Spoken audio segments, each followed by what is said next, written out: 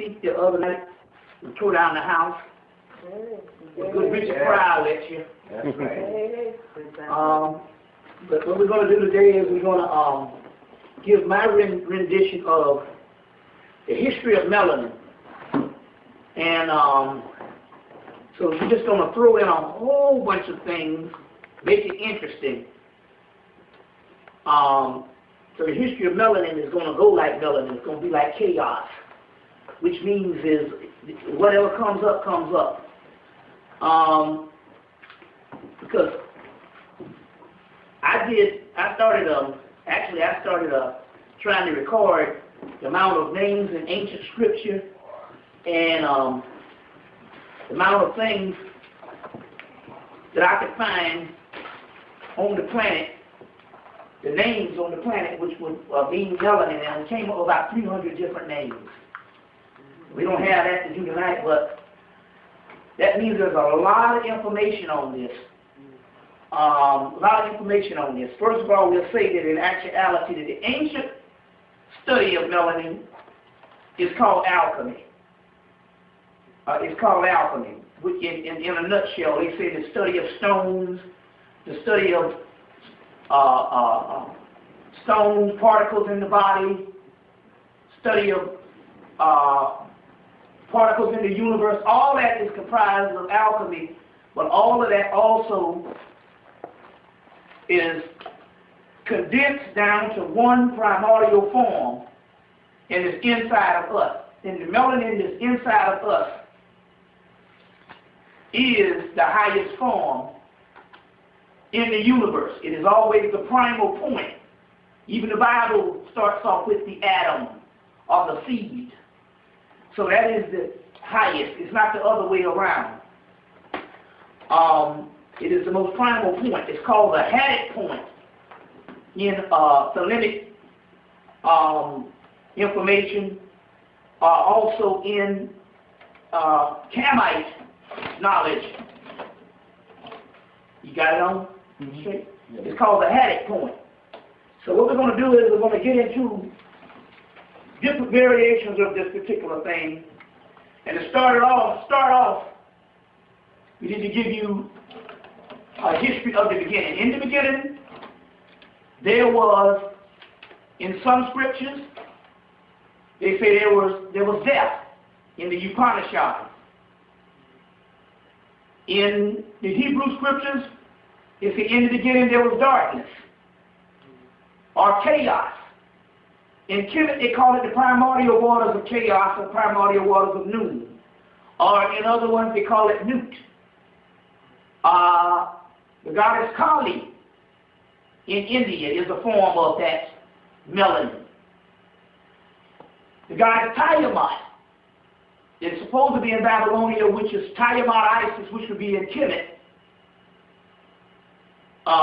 Egypt. The story goes that Tiamat, the great mother, or Tiamat, which means land of Mayat, Ty means land, the great mother, Tiamat, who existed in heaven before creation. And in heaven before creation, you had this primordial realm of the divine feminine that was later on, after millions and millions and billions of years, replaced by her children as she fell asleep, or she went into remission, or she went into, an intermission. The younger forces of the universe took over. And when they took over, which is basically an offspring of her children, but not as old as her, which means that there was not as adult as her, when they took over, in so many words, we'll give you the mythological part and we'll break down the scientific part. They defeated Tiamat, and they used her blood, the triple blackness of space, as Elijah Muhammad says, to make humans. By using her blood to make humans, this is the mystery of what was her blood. It wasn't red. It wasn't the blood we see in the body, which is very dark until it hits air. Her blood was that primordial cosmic carbon substance. 666. 6 protons, 6 electrons, 6 neutrons, carbon. Akash, which means black substance. Akasha. You get the word Akashic records, which means melanin. Her blood was this primordial water, a primordial substance, which was like a mercurial water, a black liquid water that was destroyed. The liquid water separated from it caused the ocean, and the other blackness is in space and in man, which he has a cosmic thirst and a need for water, or liquids.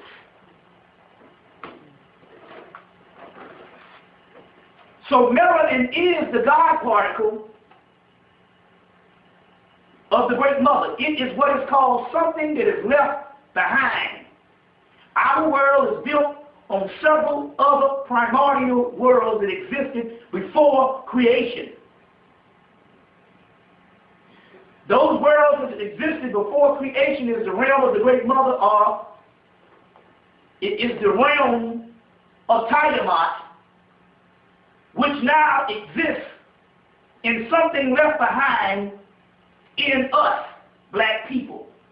That something left behind in us, black people, is melanin, also called Damians.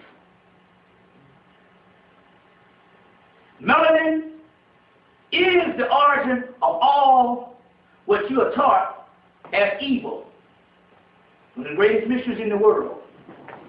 Everything that the Bible teaches you as evil is melanin. They say, don't mess with sorcery. Sorcery is alchemy. Damians, demons. The word Damien comes from the word Amen. The word Amen and Amen means hidden. And Amen-Ra is the hidden God, which is melanin. You get the word Amen, you get the word Amen, you get the word Damien, then you get the word demon. So the word demon means melanin.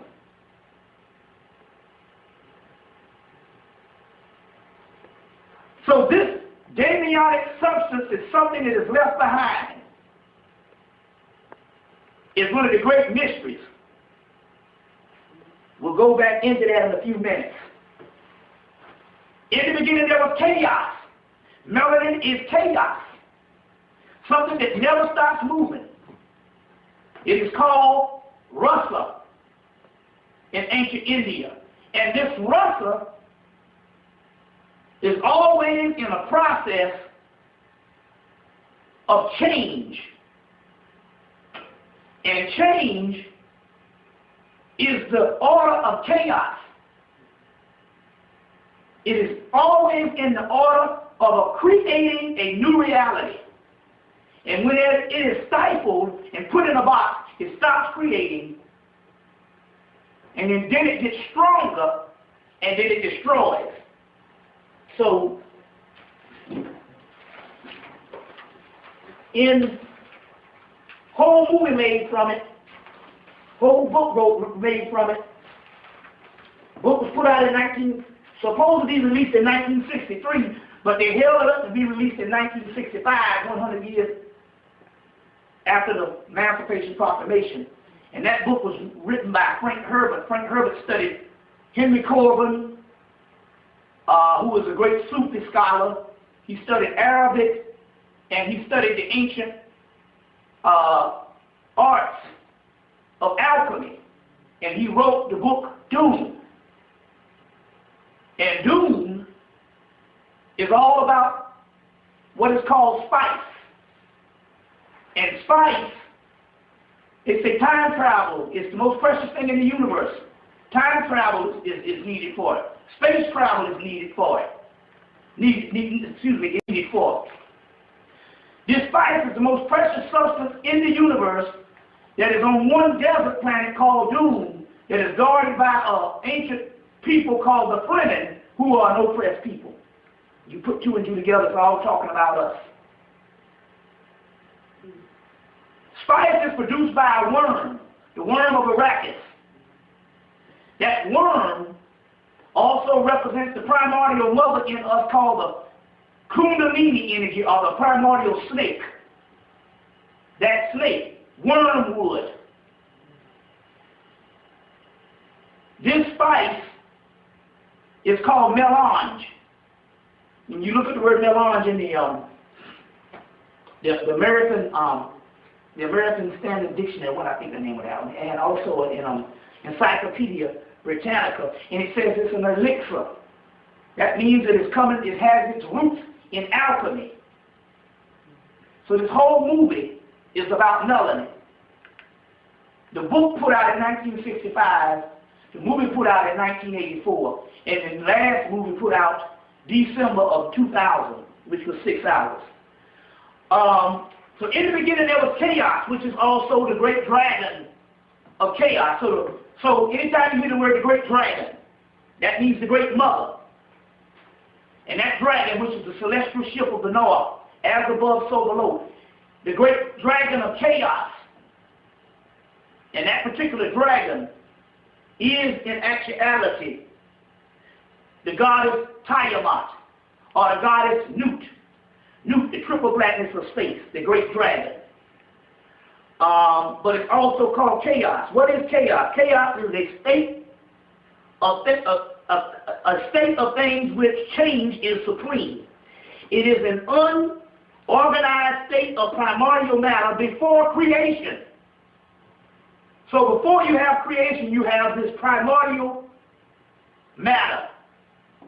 They call it dark matter. It is a confused state of mass. Chaos was the primal source, first of all. It isn't anarchy, it's chaos. In the beginning there was chaos. Agents of chaos cast a burning glances at everything capable of bearing witness to their condition. One must have chaos in one to give birth to a dancing star. In the core of every star is this carbon substance called melanin. And every man, every woman is a star, the book of the law. It's called a Hemmitt point, which gives rise to the Bendu seed. So, in every star burns a core. And that core in every star is melanin. And the core of every being is melanin that gives birth to the star. So when they say only agents of chaos cast everything on them, one must have chaos in one to give birth to a dancing star. Well, that's the Christ principle within itself, because melanin is called chaos. Even Richard King tells you that in the After Hours of the Biological Psychiatry. Well, one must have chaos, one must have melanin in it to give birth to a dancing star. A star is the sun, and the sun is the Christ. So the whole Christ story is talking about melanin people. Has nothing to do with some cracker running around 2,000 years ago. Has nothing to do with some Negro running around 2,000 years ago. The Christ is your soul. And the Christ is housed in the triple blackness of space called the dark night of the soul, melanin. And Christ is housed in a shadow. Yea, do I walk through the valley of death? I shall fear the shadow of the valley of death. I shall fear no evil. The shadow is called melanin. You get that in Jungian psychology. So the soul is the Christ. Melanin is the substance that gives birth to the Christ. Because when melanin is compacted together, it makes an explosion into the Christ. You see, it's just like black holes, which is nothing but the ultimate form of carbon. It will take a planet, mash it into, and on the other side, it goes through the black hole, comes out pure light, particles of light. That's what happens to this earth. We're sitting in the middle of a black hole and getting ready to go through the other side, and there's particles of light that's being released. That's being released. Matter is an illusion. The physical is an illusion. You saw the movie The Matrix. Solidity is an illusion. All are illusions. Only chaos is real. So the only thing is real is the melanin that comprises of the seed,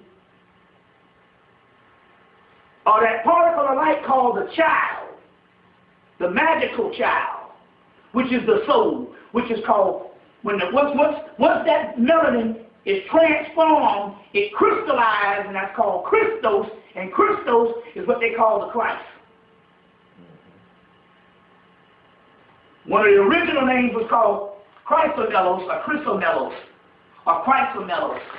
You see, they funk that word, they take a word completely out of the English language. These white boys can get together, have an actual conference, and take out of existence several words. A lot of this is left behind in Rosicrucian's document, Chrysomelos, which means black Christ. You see. It's also in Greek, it's called chrysalis, which is another form of the Christ. But Christos, Christos comes through, it has a shadow with it. That shadow is what you call the Antichrist. You know, the shadow of God. If you got a light, you put your hand up here on the wall, you will see a shadow. That is the melanin. That is the ayin. Ayin means nothing. In Hebrew, ayin, then you have Christ. So the ayin means nothing. It's the triple blackness of space, and you have Christ. It's like the yin and the yang. You see what I'm saying? The yin is the melanin. It's called La Ma Yin in the Tibetan Book of the Dead. In the timeless heavens shines the continuous chaos. So this chaos, it should be called chaos melanin, is in fact the substance and the origin of all. That's why in order to manifest the full manifestation, you have to learn not to bow down to nothing, but collect around you energies that coincide with you. But never bow down to anything, because you have the primordial seed in you. Your soul is just as old as anything else. We'll go back to that. We'll go into a little bit of history of modern. We go into a little bit of history of modern melanin.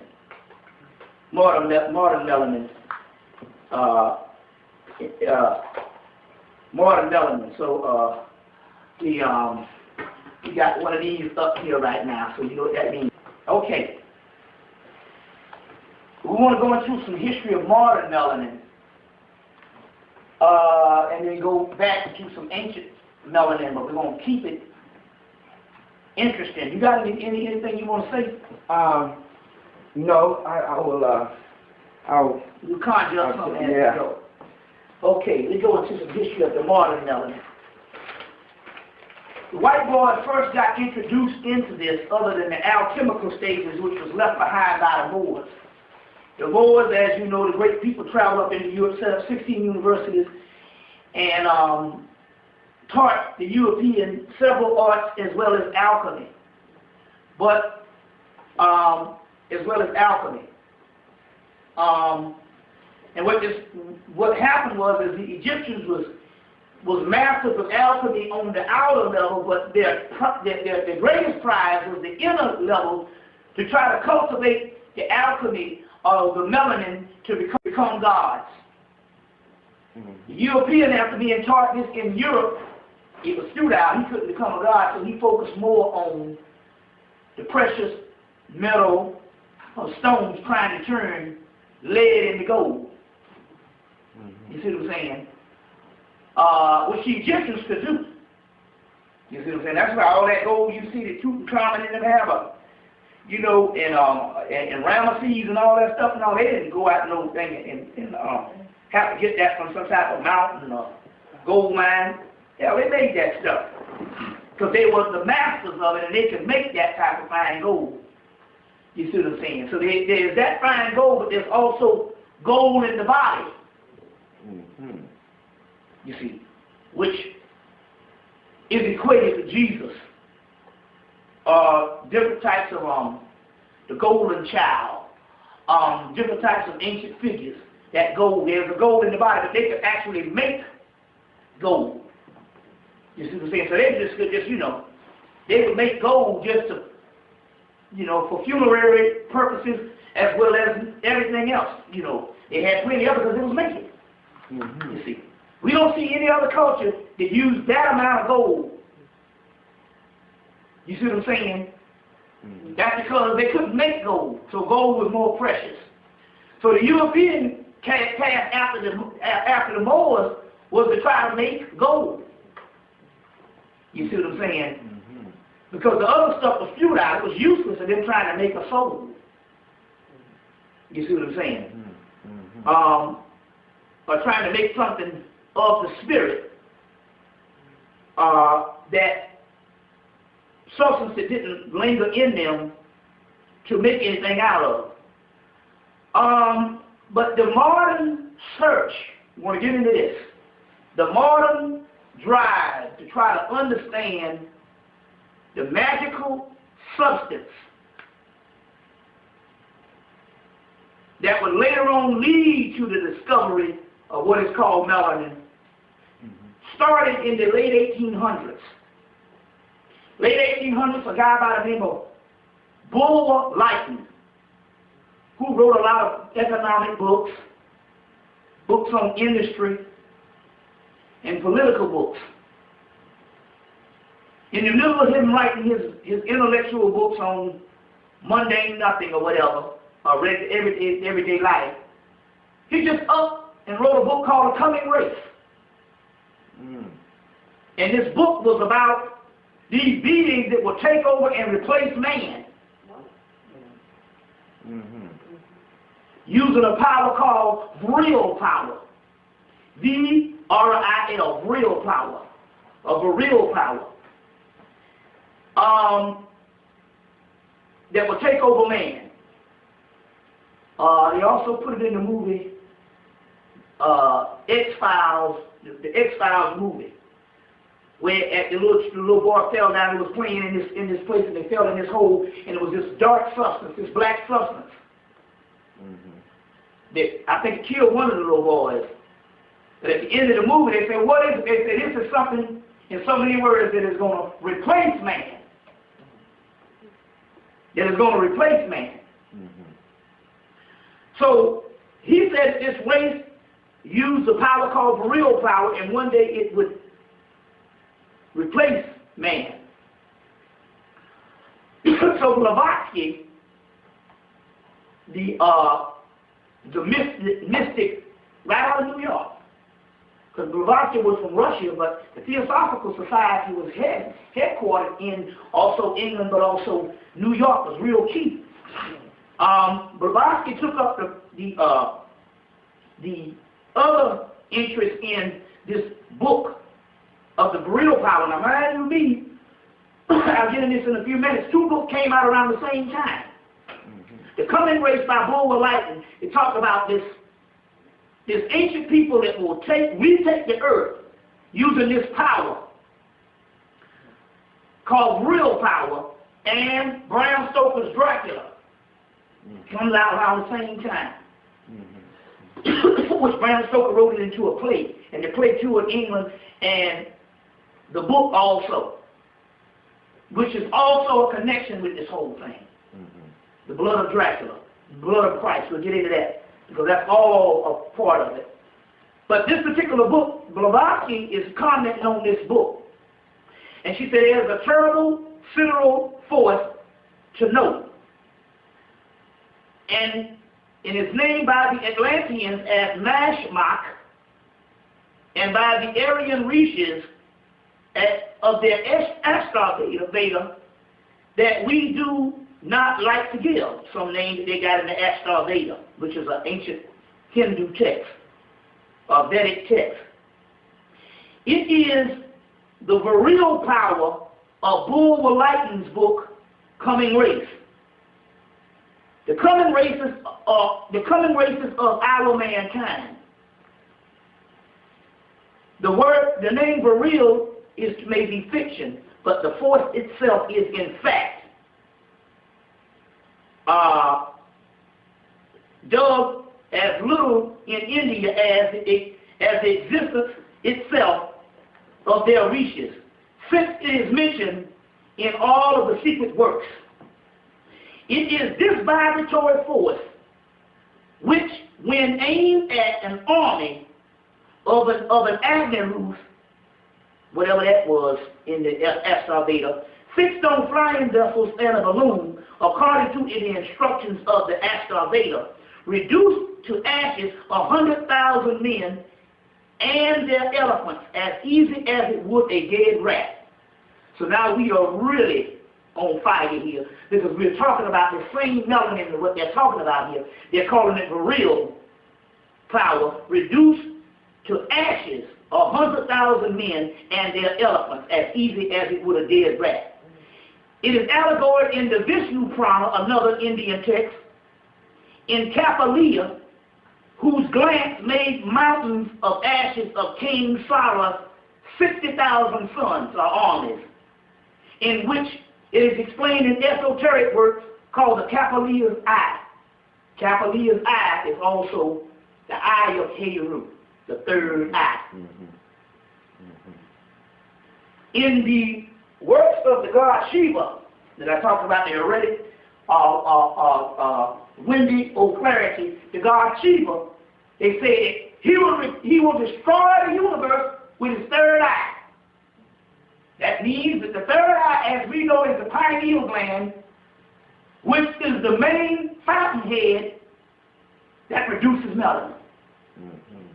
And it will be through this same third eye that will destroy the universe.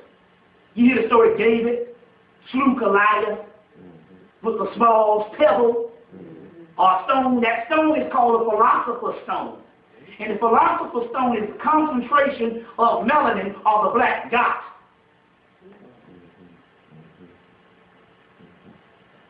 The philosopher's stone, also called lapis. And lapis lazuli, you'll see it in the Bible in Revelation.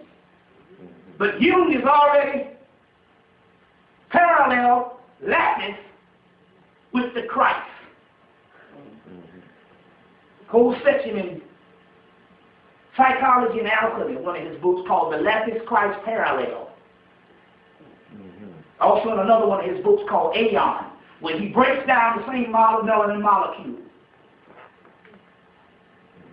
Which you have the beehive, which is the melanin molecule.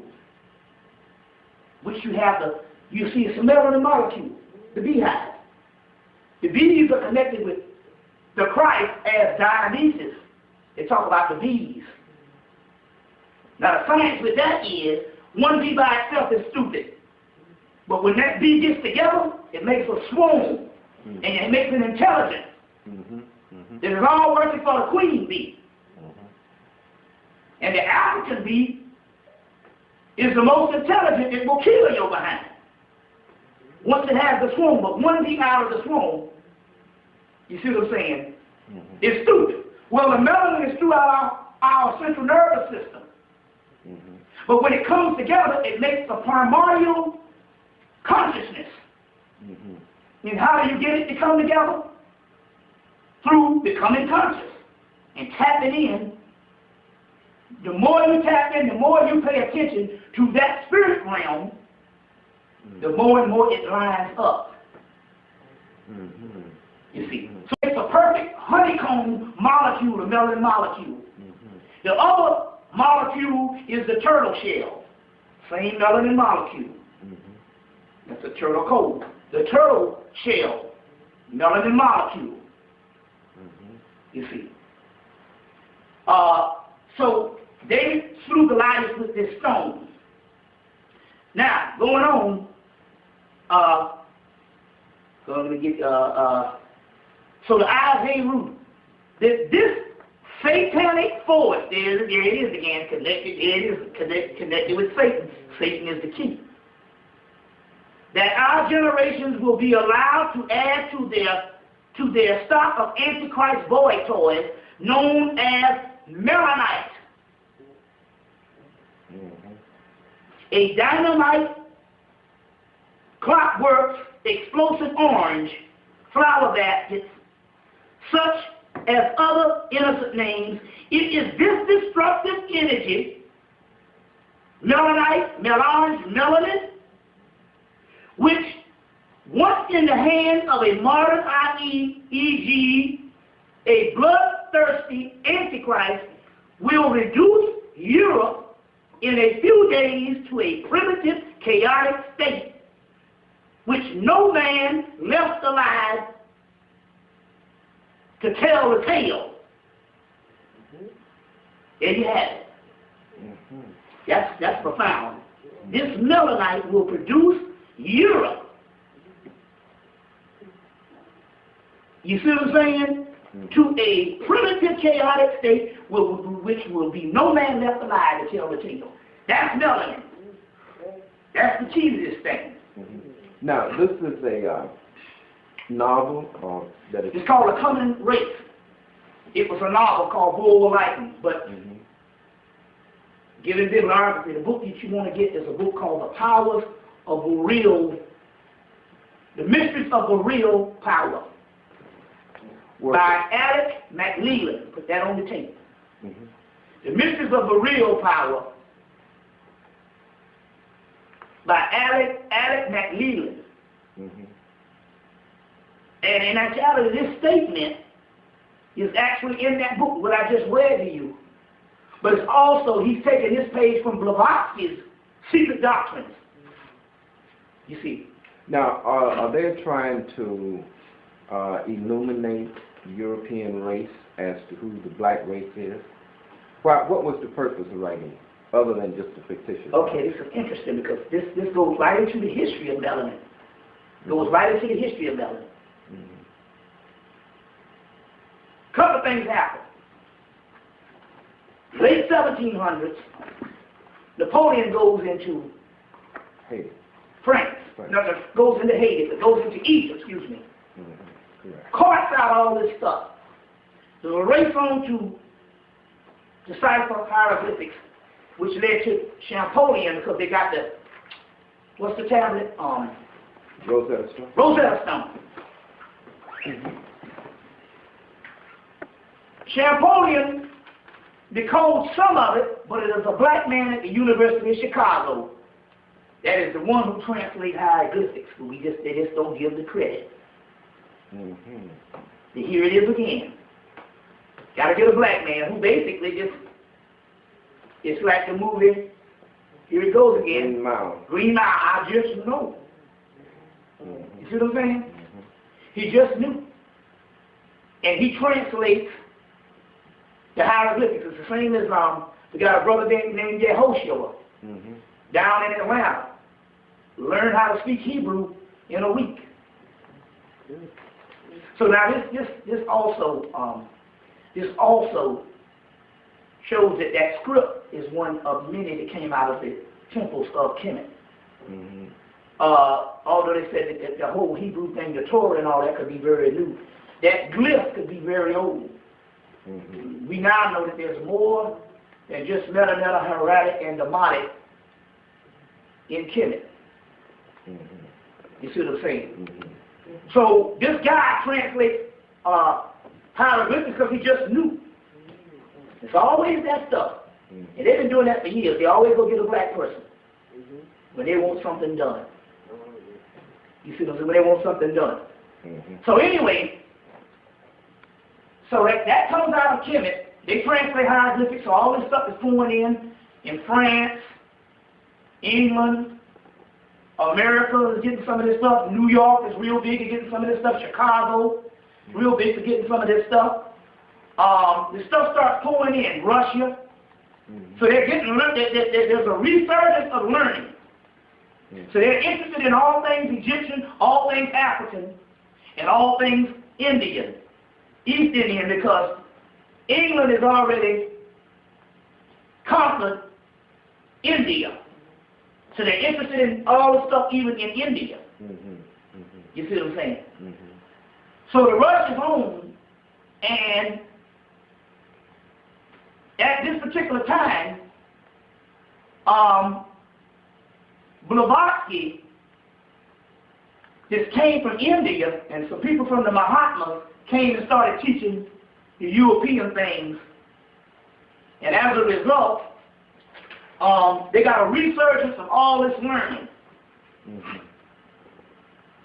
But they didn't have Sister Moors. So all things esoteric, they started learning a little over 130 years ago. Now, then what they already had all this stuff in the museums in Europe that they had cultivated, left behind by the Moors, and they cultivated that, plus all of the stuff from found stuff from Hemmitt, then all of the new found stuff from India. All of this stuff put together, you get the birth of the New Age movement, but it all was started from a black man by the name of Pastor Beverly Randolph, who used to be the soothsayer of the spiritual man to Abraham Lincoln. And Blavatsky and all of them stole his works. A lot of stuff is not put out on his one book, Sex Magic, they print, but his bibliography, his biography was put out in 1997 by a state university in New York called Pastor Beverly Randolph, a black man, which is the father of metaphysics. You see. Black man, Pastor Beverly Randolph. You can get the book at East West Books. There's a whole history on this brother. And they just held his stuff, and they just put out his books this year. I mean, late in 1997. Pastor Beverly Randolph. They call P.V. Randolph. You see what I'm saying? So we do have that. He's the father of metaphysics. You see what I'm saying? And from that, Blavatsky and all of those people, they stole his works. And basically opened up the gateway to the West for this esoteric learning. So, in the context, they got the virile energy, or the virile power. They learned about something called occultum. And that was another name. Virile is a name, and occultum is another name. They got a name coming from India called Song. So, the scene shifts to the early 30s with all kind of cult societies in Germany. Just want to get the jump on the cult societies in Britain.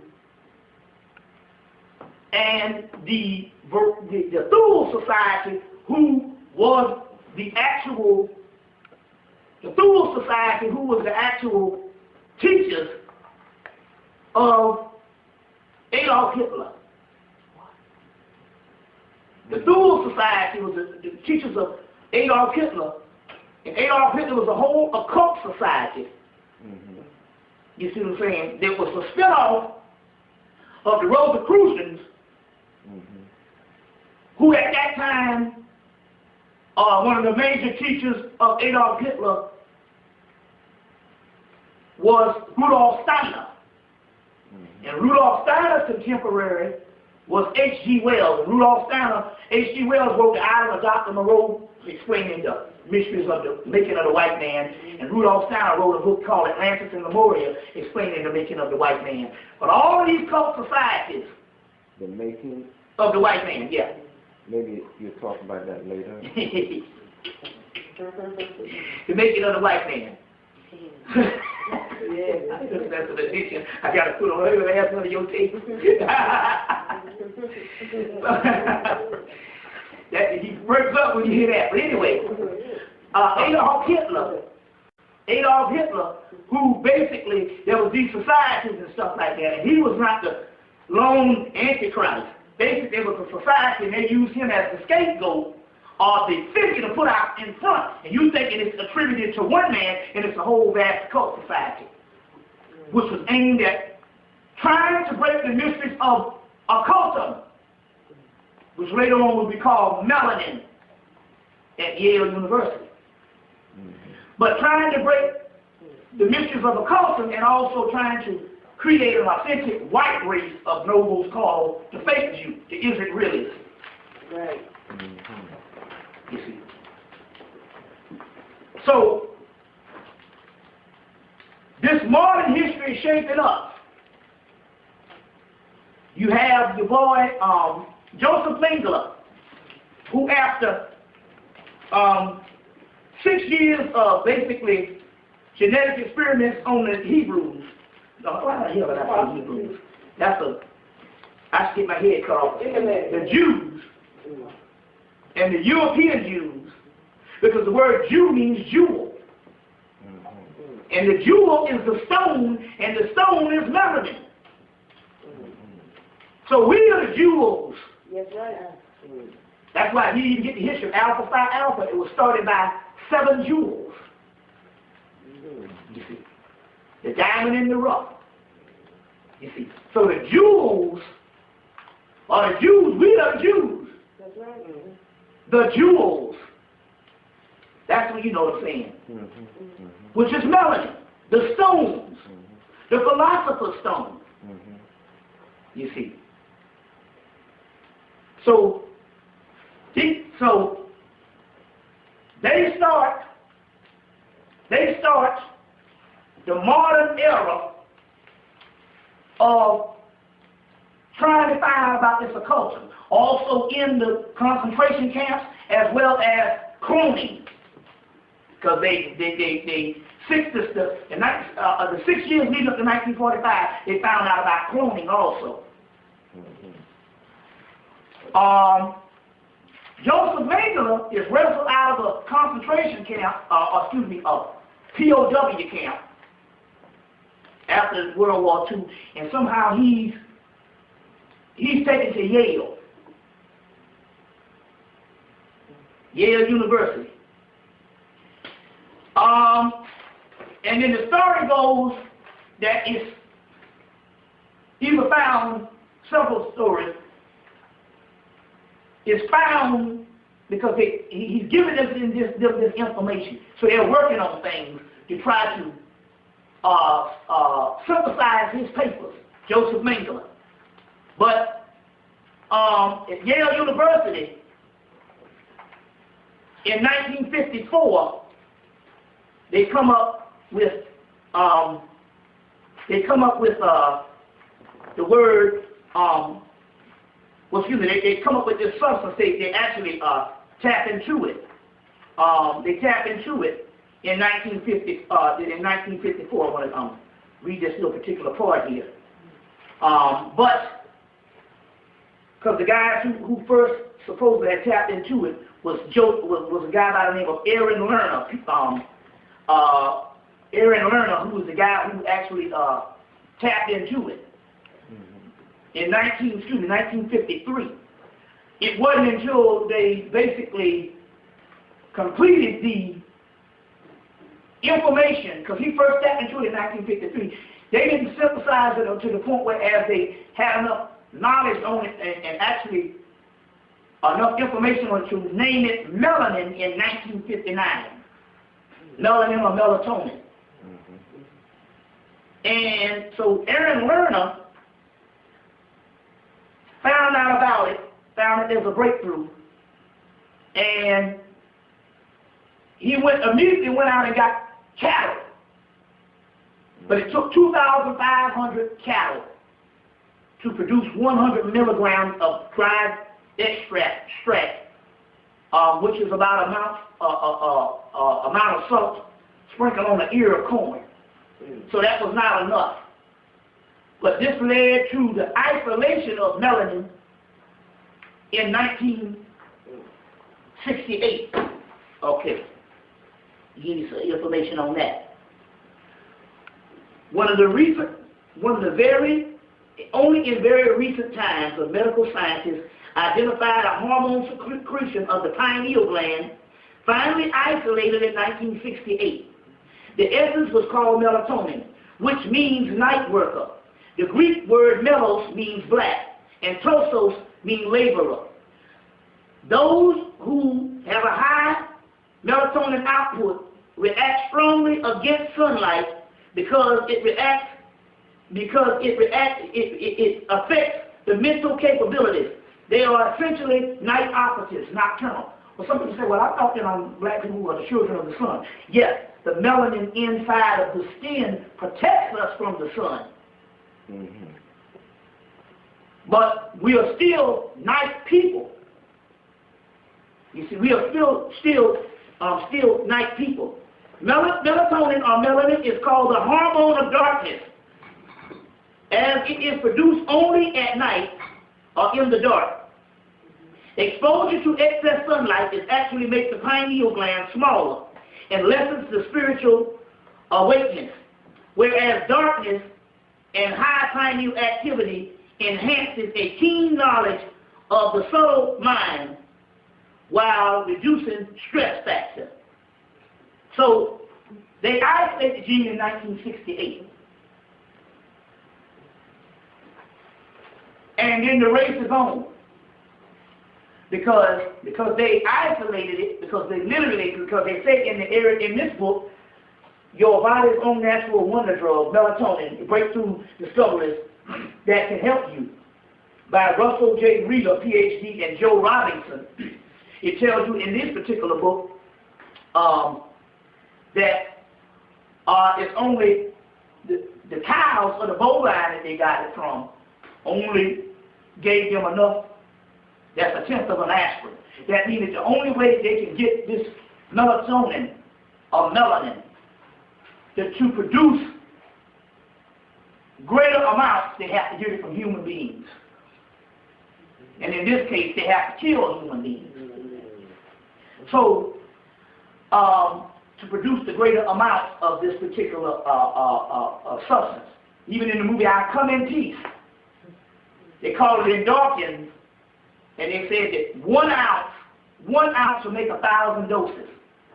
So that means it has to come from humans in order for them to do it. It has to come from humans. So the government says at this particular time we're still on the history of what they're dealing with this stuff. They know about the pineal gland that produces it. It's in all ancient mythology. Up until the modern times, you really only had, people would mention it every now and then, but you really only had one major scholar that would write in an extensive and intensive manner on the pineal gland. Other than Richard King and the black brothers and sisters that came back with it in the melanin conferences. Before that, in the 60s and the 50s, the only person that would write extensively on it is Hilton Hotima, who wrote the Secrets of Regeneration, The Red Lion, what's some of the other books? Magic Temple, Red Dragon, Staff and Caduceus or something like that. Magic Wand,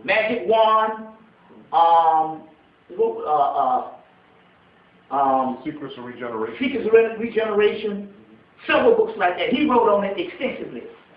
Other people didn't write on it because they knew at the particular time, after the 1950s, that this stuff did not apply to white people because they have a calcified pineal gland, which means it's atrophied and it doesn't work. So you hear in the Bible, only the circumcised will make it to heaven. Well, women don't have the penis to get circumcised. They already come with a circumcised penis called a clitoris. It's already circumcised. Because the clitoris is the exact shape of the pineal gland in your brain. Same size, everything. You see what I'm saying? It is the exact shape of the pineal gland in the brain, the clitoris. They're the same, like a grain of corn. You see. So, but when they say not being circumcised, they're not talking about circumcised of the penis. They're talking about an uncircumcised penis is an uncircumcised pineal gland amongst people that it don't work. Can't produce the melanin. Only a surface melanin. You see. A small amounts pop up as freckles and throughout the body. They're carbon-based beings, Europeans are. We are carbon beings. They are carbon-based beings. Carbon is melanin. You see. Carbon-based implies that it is only a surface or partial or what? Yeah, it means it's based off, it's like a mock aspect. Carbon copy. Yeah. Carbon copy. We are carbon beings. They are carbon-based beings. They have a mock nuclei with one ring of consciousness. We have the original nuclei, which is that core of melanin, which is the blueprint. They have a mock. A mock is an imitation. It's a copy. Okay. But it's not the original. Can it do what the original does? No, a mock can never do what the original does. So because I can make a copy of a record and it sounds pretty much like the original. Yes, but does it sound like a band in this room right now throwing down? I mean, it's a copy and it can be good. But does it really sound like the live thing? Yes, we have several recordings that is the best recordings you can get, and with the good systems and all that, you can pretty much. But I have been in nightclubs. I mean, discos where they had the speakers. And I heard some awesome music from records. But I have also been in nightclubs and in concerts where I heard the original thing, and it's two different things. Yeah, because the original can always create and expand. The copy That's only right. copy. It's only a copy. You see what I'm saying? So it is limited. It's limited. And the name of melanin is called creative physics. That's in a book called Sign of the Serpent by Mark Balfour.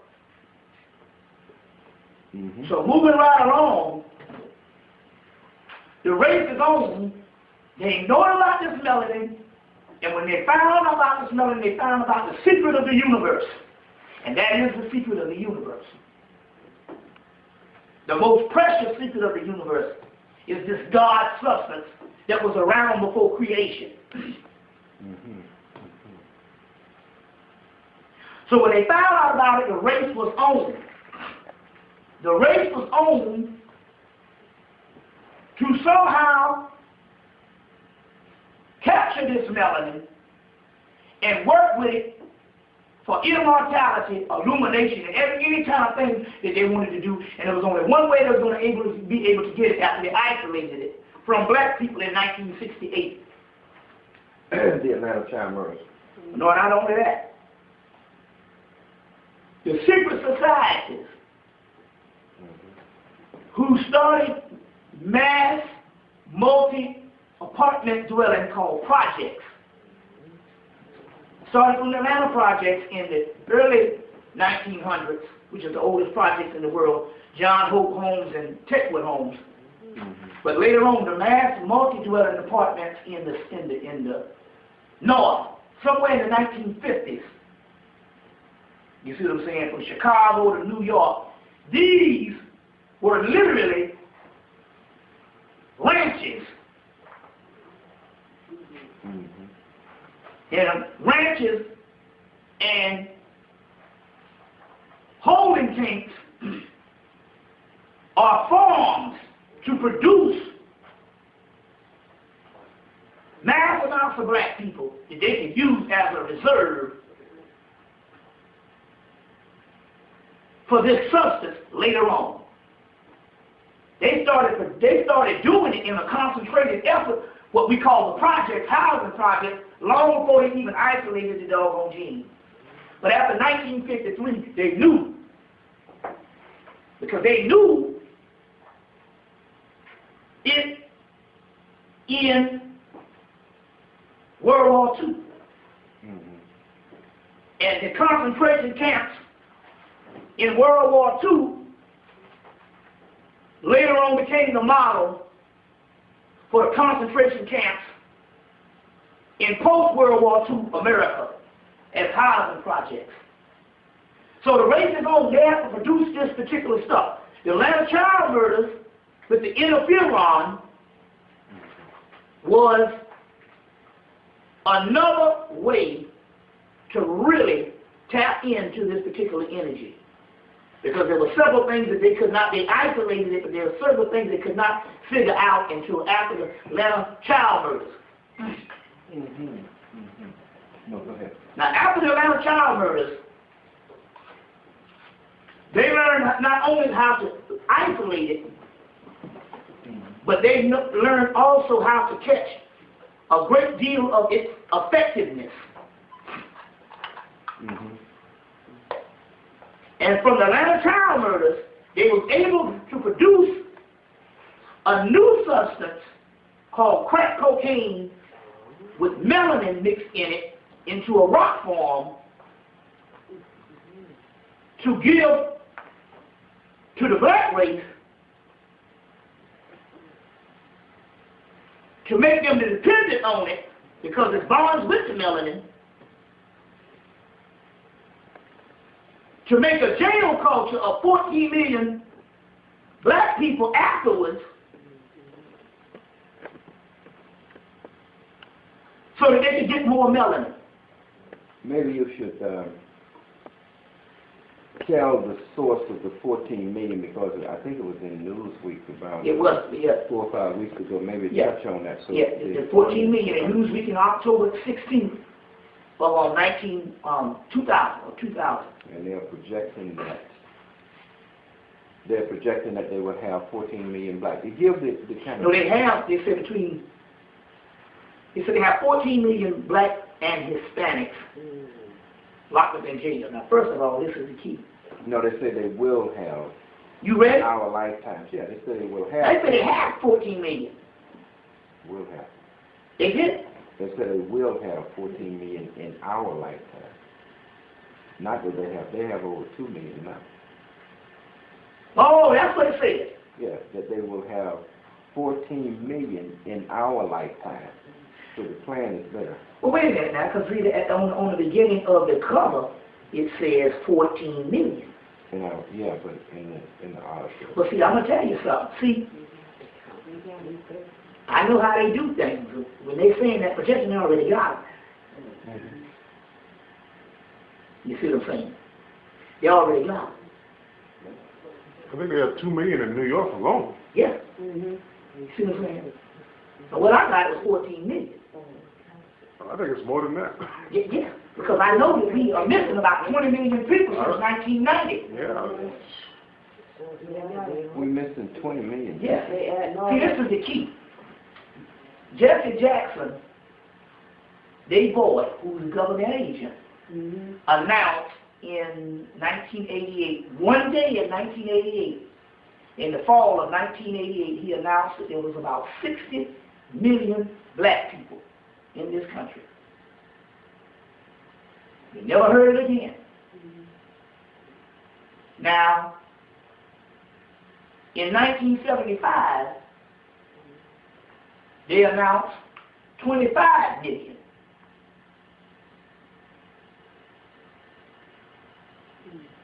In 1997, they announced 20 million.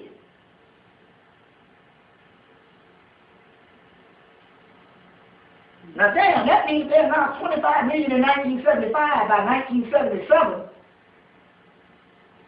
21 years later, we didn't have no babies. But the mystery here is, if you got 60 million, you tell them you got 30 million. That means you can kill off the 30 million and you won't even miss it.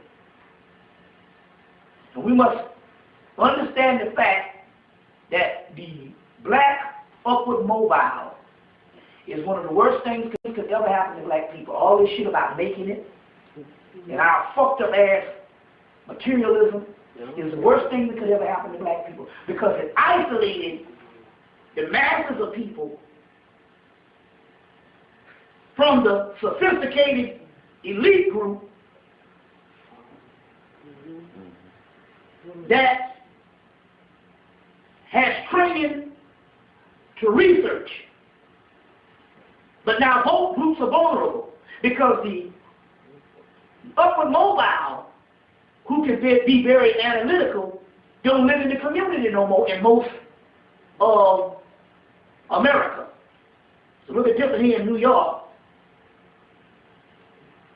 But the so-called grassroots, there's a separation.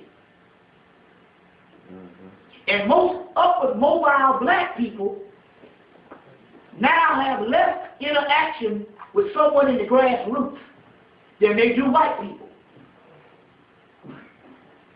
And as a result, because they have taken the learned of us outside of the community, they can do what they want to both parties. They can kill off the underclass and they can kill off thousands of the so-called upper mobile because we don't have a consensus and we can't see on both sides of the fence no more because they have separated.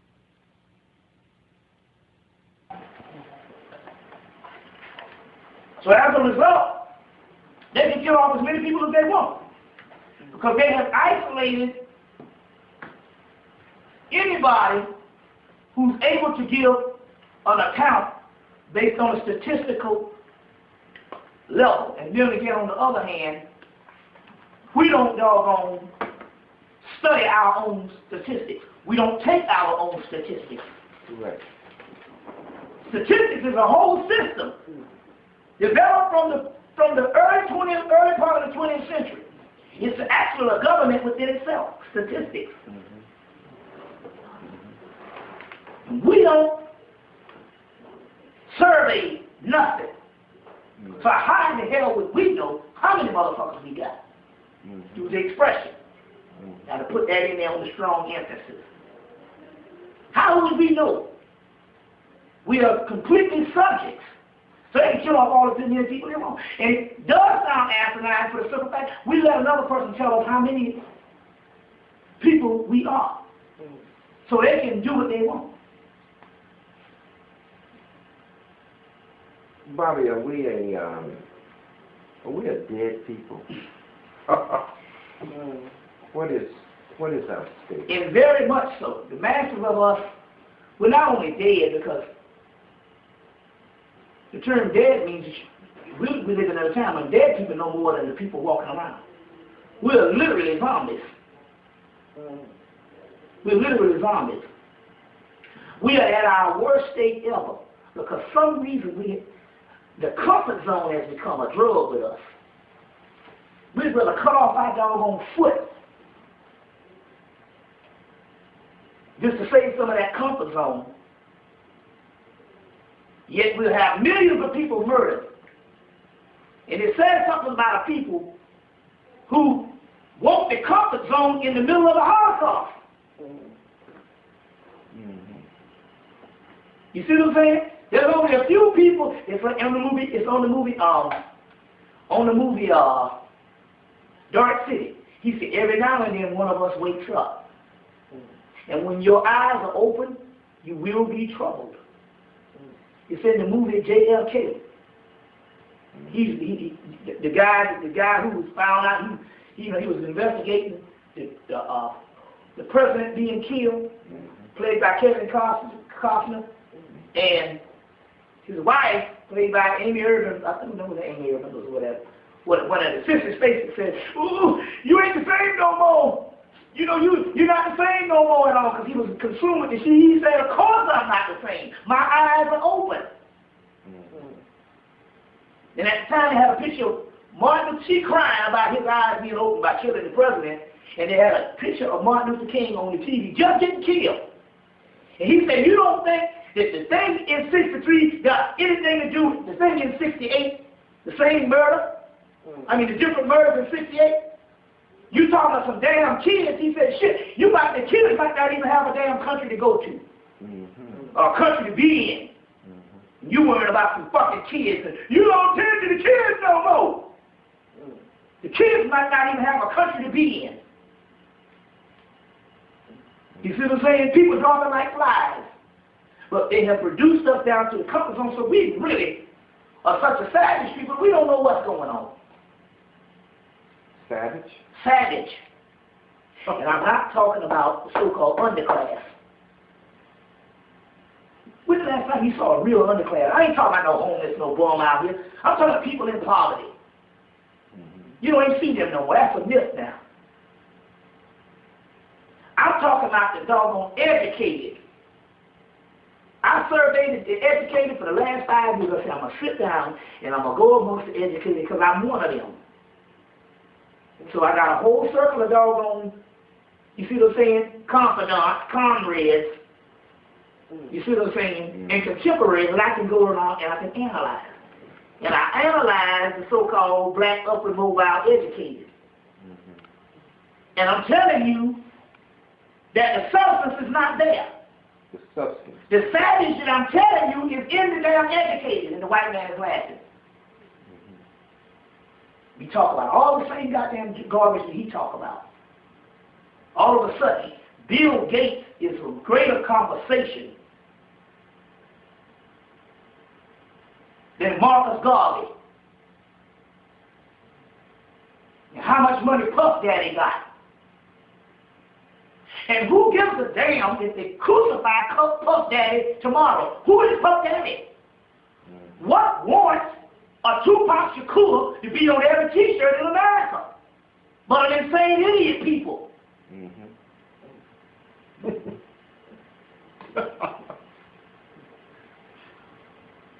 But we are reduced. That's a savage. That's a savage. Who is a Puff Daddy? Do we have anybody in the white Jewish race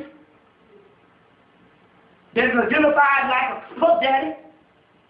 Do we know any white Jews that's identified on the same level as a Puff Daddy? You see? And it doesn't matter because he makes $100 million, he's an idiot. You see what I'm saying? You can't learn nothing from a Puff Daddy, so he shouldn't even be a part of your conversation. But this is what the doggone upper mobile is talking about. I heard this the other day, yeah. Puff Daddy made $100 million. All of a sudden, he's worthy to be on a conversation like a Du Bois. You see what I'm saying? So we're rooted in ignorance. I see what the so-called upper mobile talk about. They don't talk about nothing. But whatever little job they got, you see what I'm saying? What 401k plan? I'm tired of hearing this shit. 401k. You know what I'm saying? You know what I'm saying? Oh, this is a bunch of ignorant stuff. And they can get detailed. They never, ever, ever have a serious conversation about how many niggas are getting killed in Africa. If 75,000 people are dying a month in Africa, and you walking around this thing talking about life is good, you got to be out of your mind. That's Holocaust. 75,000 people. You see? Every day. We're talking about, but you know, it's amazing, because this is all based on melanin, because the Rwanda thing was all to kill what? How many people was it? Rwanda, how many people was it? Well, about a million, close to a million. Close to a million. What happened to their bodies? Their bodies was nothing but a melatonin war. You best believe the cracker didn't kill no million people and left all that melanin behind. So we're talking about life is not good. 30 years ago, the things that happened in our neighborhoods and things that happen now around the world with black people, we would have been in crisis. You understand what I'm saying? We would have been in crisis. You understand? You're right. This is what we're talking about here. It's not good. It's only good. So what we're talking about something that has happened. We're talking about somebody that's come in and literally made a race of zombies. How did they do that? Mind control, cloning, materialism, money. That's the key to this shit. Money. That's the key to this shit. That money. Of all things and stuff like that. That is the thing right now that our people just can't shake. You're talking about worse than crap. It's money. That money thing, man, it's amazing. And we can say, yeah, it's capitalistic. We done heard it before. It's a capitalistic society, and you gotta do this. But other than paying your basics, this drive, this ongoing fixation, you see what I'm saying? It's got us totally gone. You see. Fixation with materialism. Materialism. And when we turn to the spiritual, what we think is spiritualism, it is filtered through generally Christian concepts which do not open us to our spiritual being. And it's even worse now because of the simple fact that Christian concept has gone now to prosperity, which is the worst thing you can do. Your spiritual aspect is supposed to be something that lifts you up, even if you're a millionaire. This is something supposed to happen. I'm not talking about the advanced metaphysics. I'm just talking about good old religion. That somehow, even in the first 50 years, or the first 60 years of the doggone, the first 60 years of us being out of slavery, we cultivated into a force that was copied around the world. So even that is now going to this whole prosperity thing. And what it does is it also makes for a real stupid person, because it's non-analytical when you think that God will favor you and give you money because you pray to Him. And the reason why other people don't have money because they don't pray to God enough, when we know historically that's all poor people do. Have you ever met a daggone poor black woman that didn't believe in Jesus? So it really is a demeaning of just good common sense. You know what I'm saying? And basic intelligence. You see. So, going right along, the Atlanta child murders, which was really, they needed additional research into melanin, and the Atlanta child murders enabled them to make the crack cocaine by adding the melanin to the crack cocaine, which later on, by doing that, they found out that they could actually make a melatonin pill. After experimenting with the crack, they later on came up with the melatonin pills 10 years after the crack cocaine, because the crack cocaine first reared its head in 1983.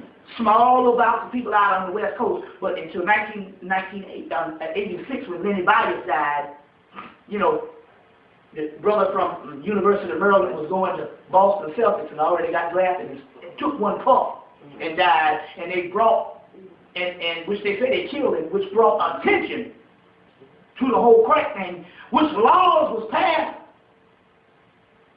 on crack by Tip O'Neill and them boys,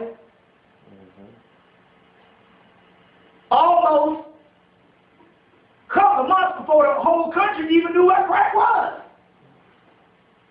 Crack was introduced into America, as far as our awareness, when Lenny Bias died in somewhat August or July of 1986. The crack program of the laws that would eventually lock thousands of black people up was already passed before the rest of the country was even gripped with the so-called epidemic.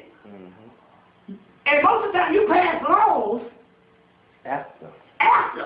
It's supposed to be a result of what you do to try to clean up. The laws are already in before they can even do about crack.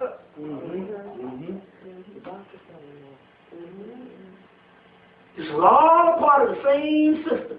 Because later on, this melanin would become the basis of all new medical research and neuro and medical research. Everything that's going down right now is going down based on melanin. That's it. Because they understand melanin is the key to it. Melanin is the key. They got new research where they taking stroke victims and putting they say hormones back in the brain that they so-called lose, and their arms and stuff start working, hands straighten out. All that's based on melanin neuro research. You see. We're talking about just about 98% of everything they're even interested in now, of a cure-all of anything with medicine, has got something to do with melanin on the backs of black people. On the backs of black people. Now, going right along.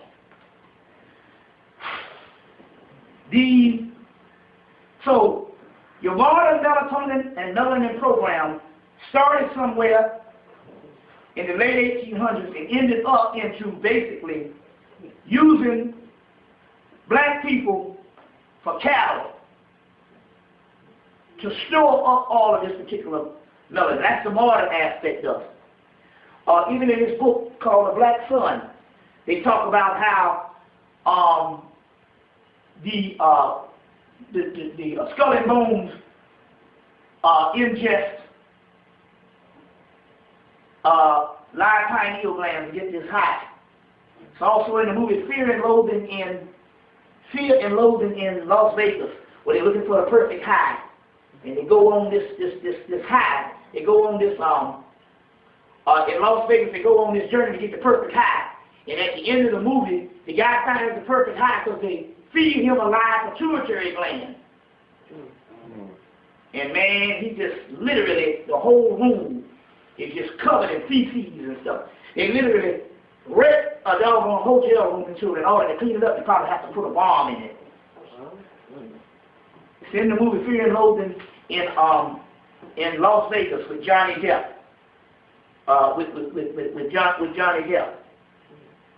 So your Viagra, which is the new stuff, is all created from melanin. And I told the people back in '99 that the Viagra was melanin, and later on we found out that in the Atlanta Journal-Constitution, this this November, they announced that these guys, they was injecting in their for skin disease, melanoma, trying to inject melanin in their skin. They came down with heightened sexual arousal and stuff like that. So Viagra is melanin.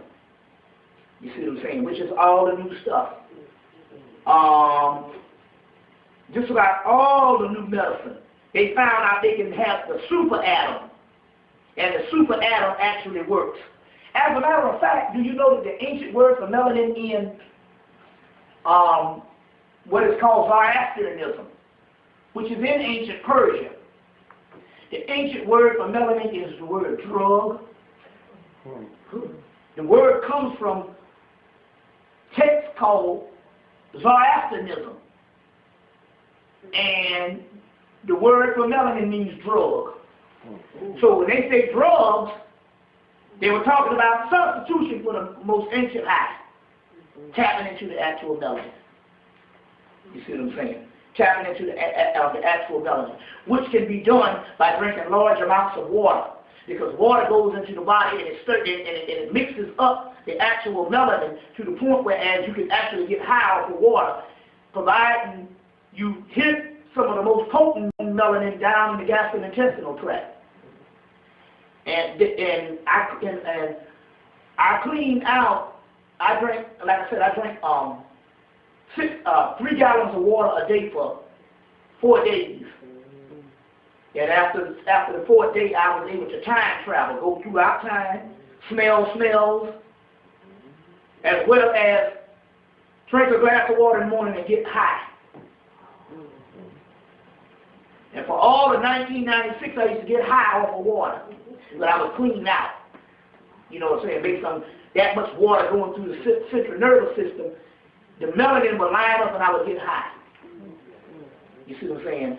So water has something, you know what I said in the beginning of the lecture, that you had this cosmic thirst. You had this carbon, and it had a liquid to it, and the liquid was actually split in half or separated by the younger entities, and one became the ocean and one became the blackness of space. But when you put it together, the water, you get that same mercurial elixir. Put that together with the water. That's why water is key to all of your ancestors in libation. You see what I'm saying? In libation. So let's get a few other things on the modern aspect, and so we can go on into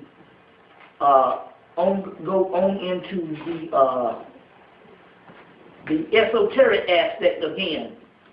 Put a little more into the modern aspect of this particular thing. Before you go on, Bobby, Yeah. let me ask you one question Yeah. about earlier lecture you did on counterfeit spirits or counterfeit race of black people. Yeah.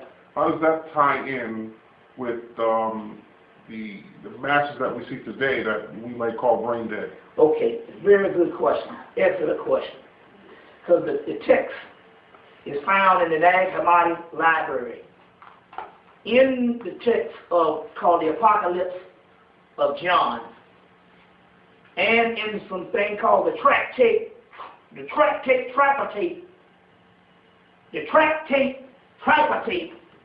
in the same Nag Hammadi Library, finally translated in 1977, scholars by the name of Elaine Pegos and several other scholars, but edited by James Robinson. But in those 2 texts, and especially in the Apocalypse of John, they talk about counterfeit spirits. Well, the first thing when I read this, I immediately thought about the white man, because he would actually be a counterfeit spirit, but he's a later version of it. But the text is talking about counterfeit spirits far long before the white man ever got here. Way earlier, before the white man ever got here. They even talk about as far back as the first humans being on the earth. And they talk about these original gods taking form on the earth, and immediately jealous entities in heaven creating counterfeit spirits to throw off the true beings. So this causes problems, because at that particular time, wasn't no other races on the earth. So that means there's a counterfeit spirit black person. And in so many words, who might have been allowed to live in mass is the counterfeit spirits. And the true beings were slaughtered. The true beings, first of all, kept in poverty.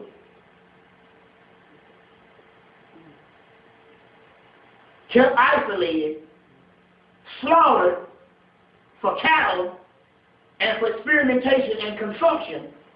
And the counterfeit spirits allowed to roam America. But yet,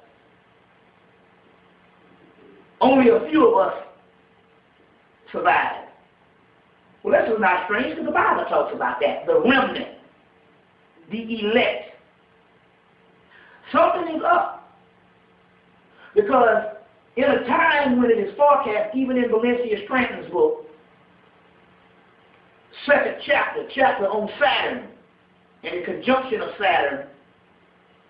Second book, chapter on Saturn and the conjunction of Saturn, which would be Capricorn.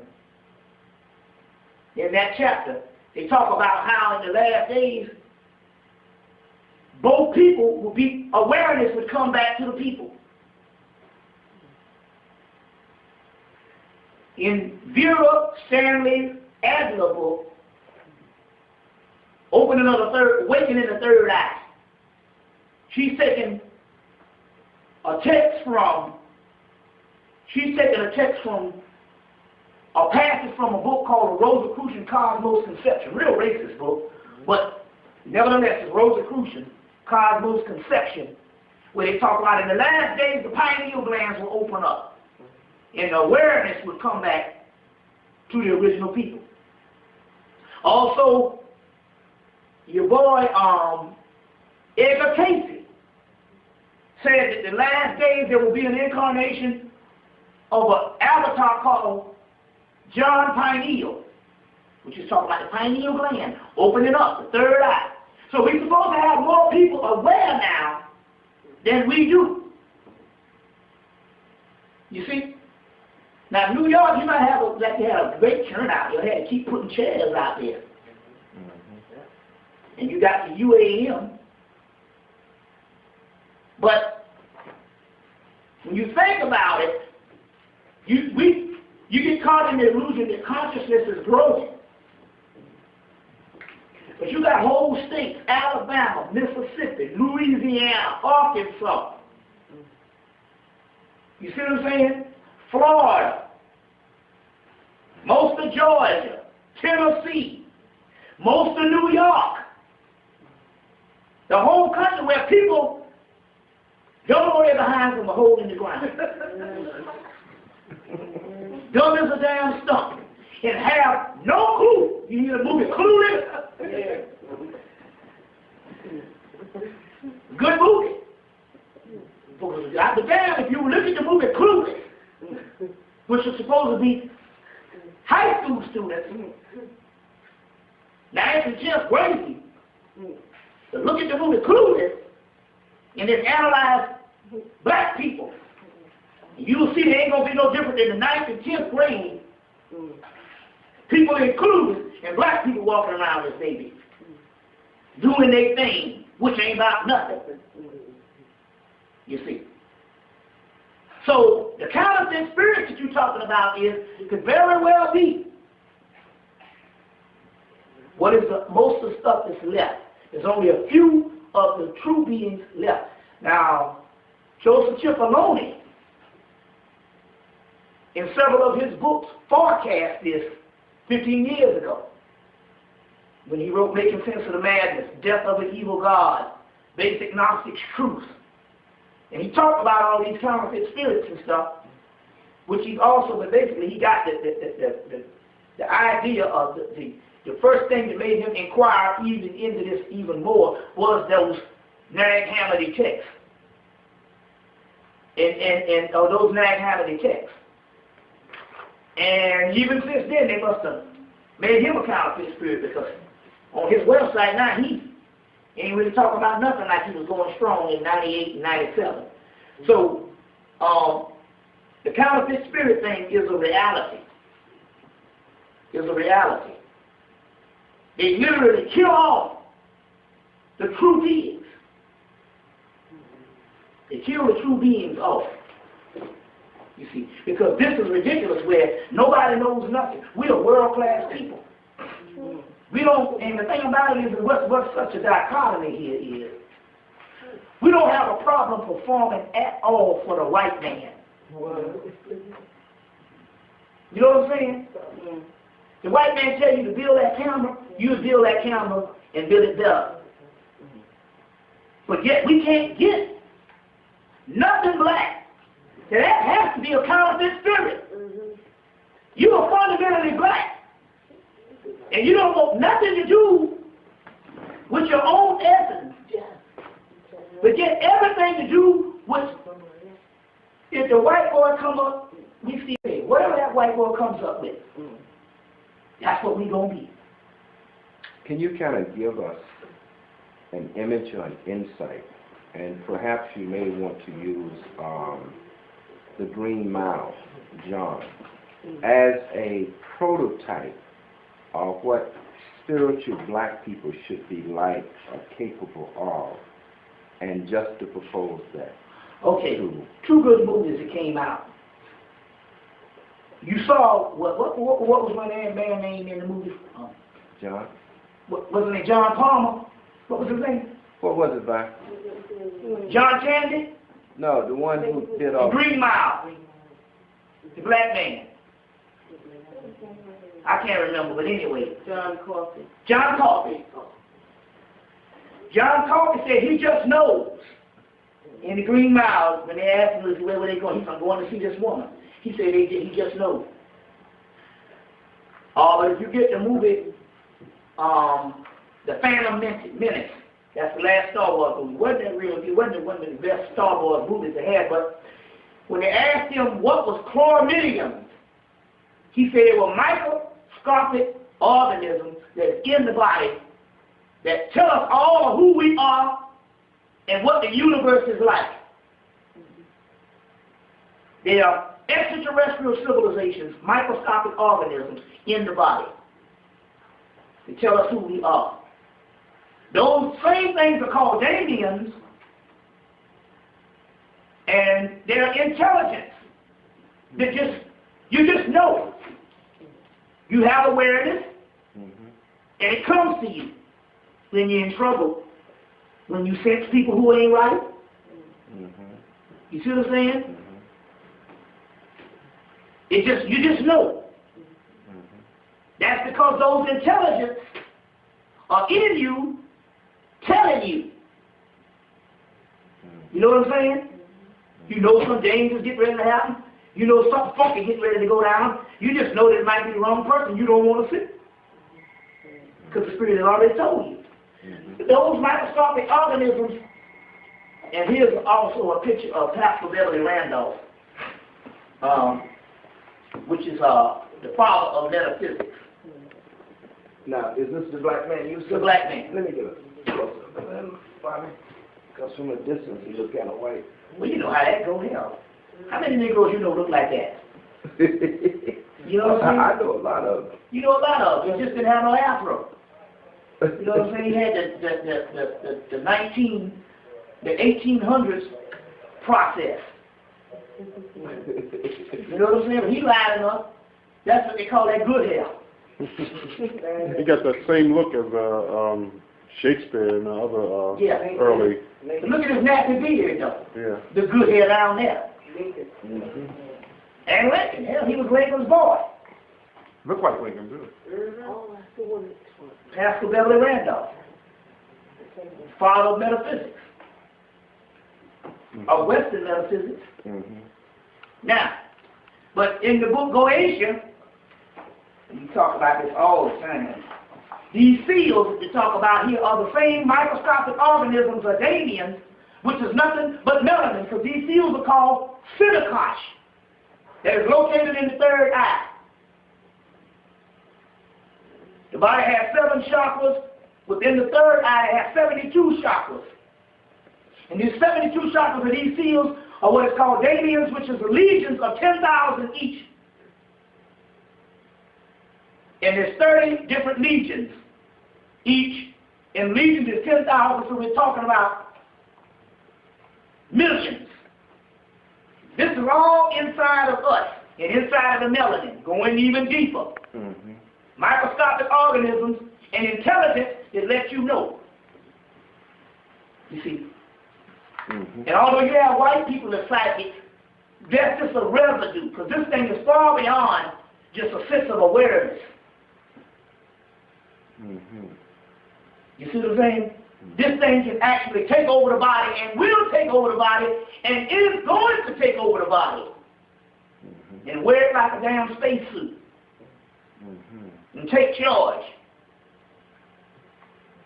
There are devices that will come online. That's the same thing. Why they say that will reduce Europe to a chaotic state where no man is left to tell the tale. Well, in the book, Kundalini for a New Age, Golden Christian, there are devices that will come online that will destroy everything if it is openly confronted with danger.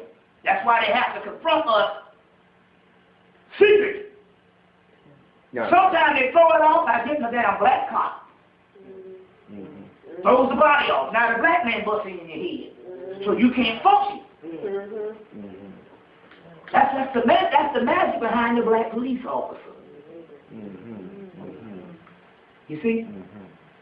It throws the body off. You can psychologically regroup, or you can psychologically deal with the white man because you have identified him as the enemy historically, up until recently. But what about a black man knocking you over the head with a billy bat? Or the black judge giving you the doggone sentence? Or the black lawyer fucking you over? You get how this thing goes? That's the throw off stuff. So they get them Negroes to do the business. Or some old black Uncle Tom on TV talking shit about black people. So the whole thing takes a whole psychological vacuum to shut down the true beings by confusion. Because it's not the white man no more that's doing the most ridiculous things. It's the black man, which they are counterfeit spirits. Get it? It's all based on melanin wars. Because we're dealing with intelligence to shut down that. You see, it's all based on melanin wars. And we're dealing with the intelligence. So, let's get into this time, because this is key right now to put on this tape. Because there's a brother down in Atlanta, Georgia named Minister Ross, and he convinced his followers that music like blues and jazz and funk and rock and roll is negative. Because they were made at a time when people either were at a low state. And the most high form of music is classical. And we know that classical, the scales came out of Hemmitt. We know that. We know that Beethoven was black. But this book, Mark Balfour's book, The Sign and the Seal, is called Creative Physics. Melanin is always in a state of change. Remember I talked about that at the beginning of the lecture? And creative physics. That means it creates under any condition. And it creates under the worst conditions. Now, the word music comes from the word muses. And the word muses, you get the word muses, water nymphs, muses, mermaids, melusines. All of these is little mystical creatures that you're thinking, even elves, guardians, that you're thinking is actual literal creatures out here. These are nothing but mythological names of these microscopic organisms we call the Goetia, these seals. So muses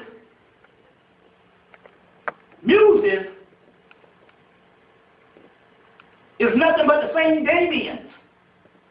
It is not music coming from the heavens. It is music comes from the inner archetypal subconscious mind called a mentor. Amen, land of Amen, the hidden land. Muses are these same microscopic organisms called melanin. Now we'll document this because they say, he said the scales come out of Egypt, but he don't have enough scholarship to understand. You ask him, can you explain to me how it came out of Egypt? He couldn't tell you. You see? He probably, one of the few people that mentions it is Raul Nefer Amen. That's where a lot of people get it from. But, and a few other scholars and stuff, but they don't know. If you ask him, give me the origin of how it came out of Egypt or kill it, he couldn't do that. I can. That's how I know that this is some bullshit because I can make the link and I can state the case based on the research. Now, we trace the origins of music back to the priesthood of On, the Hermetic school. And Hermes is the Greek god Tahuti, the Greek form of Tahuti, and Tahuti is the god of magic and knowledge.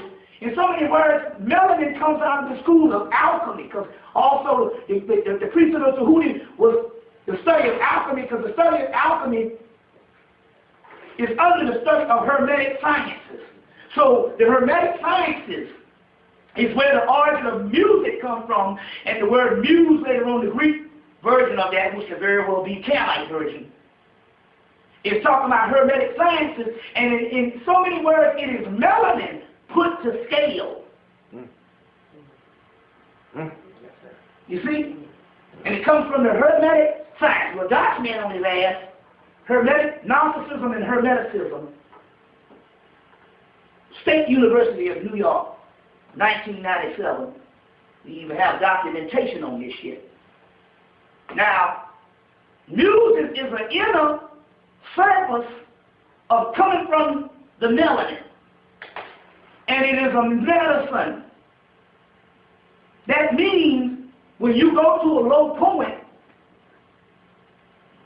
this human microscopic organism creates a medicine to heal you when you are at your lowest point. And that medicine is whatever music you create to heal yourself. So the most powerful music is not the one you create when you are not in tragedy. It is the one you create when you're at your lowest point, because that's the one you got to use to lift your ass up. So jazz, funk, blues is higher than the classical shit. You see what I'm saying? Of the Europeans. But even Beethoven was not in no doggone funk. Like no muddy water, goddammit. That's right. This water wasn't muddy. You see what I'm saying? There's a difference. That's why they studied us, and they studied us, especially in the 70s, when they was putting scunion on our behinds, in the 60s and the 70s, and we tend to come back to work healed on Monday morning. All because we were living for the weekend, and we were healing ourselves through our doggone tunes. Why? Because we had an album, which is an original recording, which grooves in it. I talked about this before. But you also, which is cooked down to because most rubber, most plastics and stuff is white. To get that blackness on it, you got to cook it down to the most carbon form, because it's not dyed. They cook it down. You see what I'm saying? That plastic there is cooked now. That's not a dyed plastic. They cook that plastic down from a white liquid, because it's clear. They cook it down, and that when you cook something down, you make the most carbon element in it. That's what ash is. You see ash in the Bible and all these things, that's another. That's carbon. 6 protons, 6 electrons, 6 neutrons. So they cook this, the black plastic disc down, but it has a recording on it, which is actually, you can feel the grooves. Then you have a needle, which is a diamond. And a diamond is what? Pressurized carbon. And from that, black people was healing themselves. From them 45s.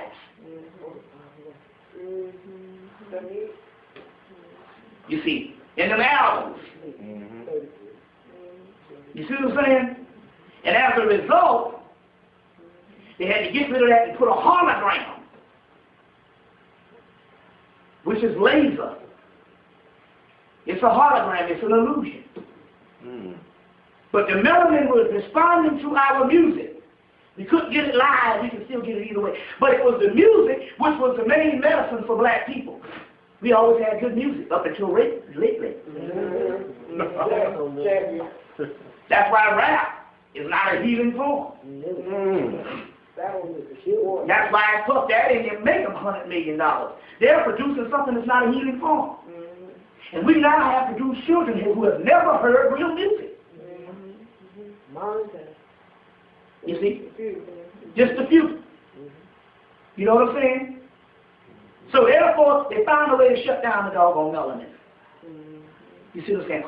I'll keep it dormant because it is these tunes that the pituitary gland responds to produce the amount of melanin for the body. The pituitary gland regulates the melanin. And based on the highs and lows of the base and the treble, in a unified form, they produce whatever type of melanin you need. A certain melanin for at night, the nocturnal level of slow music, and a certain one for the high, when you want to get on up. So they recognize this, but it is the muses and the drums. Because the drum, it is not the beat. It is the spaces in between the beat, which is the nothingness, that bring you into the other dimension. Drum gives you the ability to hear the nothingness, the spaces in between the beat. And it is the spaces in between the beat is what you hear. The gods are responding to the spaces in between the beat because it opens up a doorway that they can come through based on the drum or the bass, which is still percussion. It is the spaces in between the beat which gives you the other dimension coming through. You see? So clearly, our classical music of the 20th century is the most healing form that crackers all over the earth is benefiting from now. But we got Puff Daddy. You see, and DMX and Juvenile and all these idiots. You see what I'm saying? Yeah, you got a little Bow Wow for the little children. You see, this thing is off the hook. Yes, it is. You see. Going right along. Melanin is connected with dreams because melanin, in actual fact, is sleep.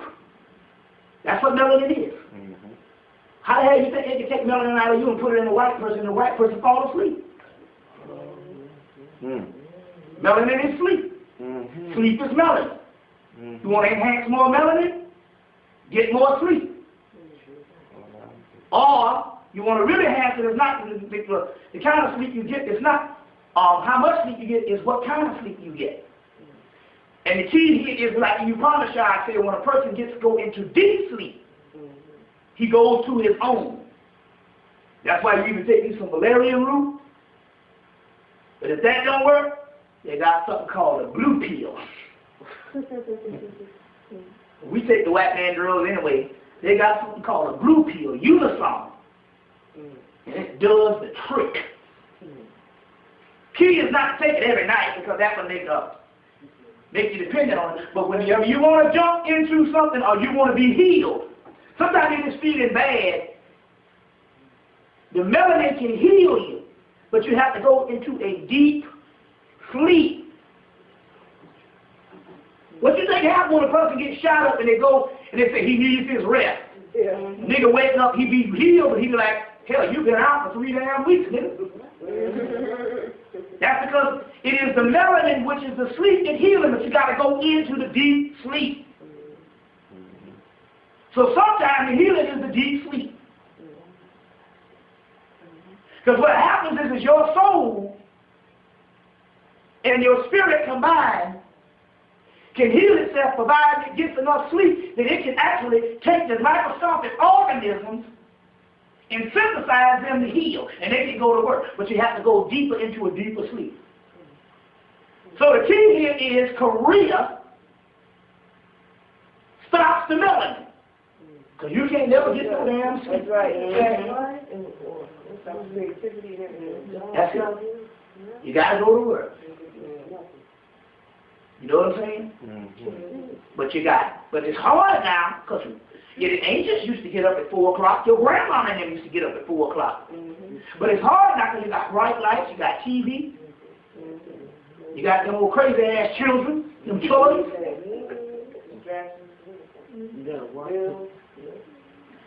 Everything. Worrying over money, unwanted Negroes stopping by your house. It ain't assets, they liability. High maintenance niggas. High maintenance niggas stopping by. That has long been stopping by to borrow a cup of damn sugar. You see, that would be simple. You see, if it ain't no money, because you ain't got no money, but the damn sure will hell out you. You see. So sleep is melanin. That's why in the movie Matrix, Last Fishburne, the black man was called what? Morpheus. Morpheus is the god of sleep. And through him all things happen. Because Neo was in the Matrix, the day world, or the awakened world, which is the illusion. It was only when he went into the sleep, because he met up with Morpheus, and Morpheus showed him something out of the Matrix. That's the only time you leave the Matrix is when you go to sleep. And then you have dreams, which is what you have outside of the Matrix. Sometimes it explains the Matrix, but sometimes it's some stuff that you're not even aware of. Hell, you might get it back 2-3 years later. So they might have to think about this thing here. But it is Morpheus who is the god of dreams. The Christ, Shiva, is called the Lord of dreams. You go all over Asia and you'll see, in India, you'll see the sleeping Buddha. The sleeping Buddha. The word sleeping beauty comes from that whole aspect. You see. You'll see the sleeping Buddha. But Shiva is the god of sleep. And I explained the other night that Shiva is the prototype of the god Horus or Heru.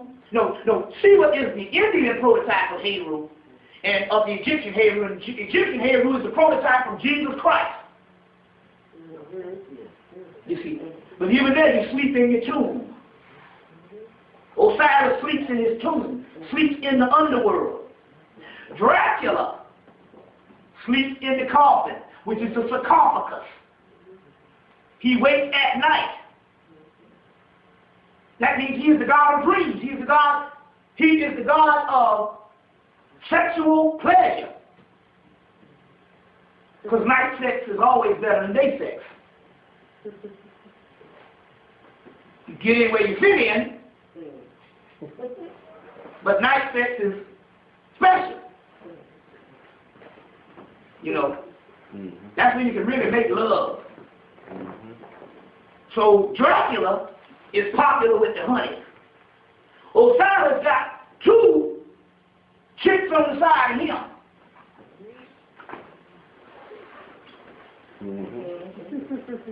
Isis and Nephthys. Later on translated into Jesus at Bethany, where he got Mary Magdalene and Mary. You see, but Isis is also Osiris' lover, his sister, and sometimes his mother, based on mythology, which is just talking about all aspects of the divine feminine. But Jesus at Bethany, Beth means house, and Ani means Anubis. And Anubis is the god of melanin. Because guess what else melanin is? Melanin is called crushed death. It's called crushed death. That's what melanin is. Well, what is death? Well, I told you that the great mother Tiamat died, and her blood was used to make human. Something left behind. Melanin is crushed death. Now let's get real funky. Guess what melanin also is? Melanin in the Greek language is called Hades, which is hell. And the Lord of hell is Satan. Guess what Satan is? Melanin. Soot, which means black. On, which is Anubis, Ani, the black opening, black hole, black dot. switch on Satan, which means melanin. Something left behind. Tiamat fell. Lucifer falls. They said it. Sorcery is evil, but sorcery translated in Hemmitt is alchemy, which is the study of melanin. So literally, we worship against ourselves.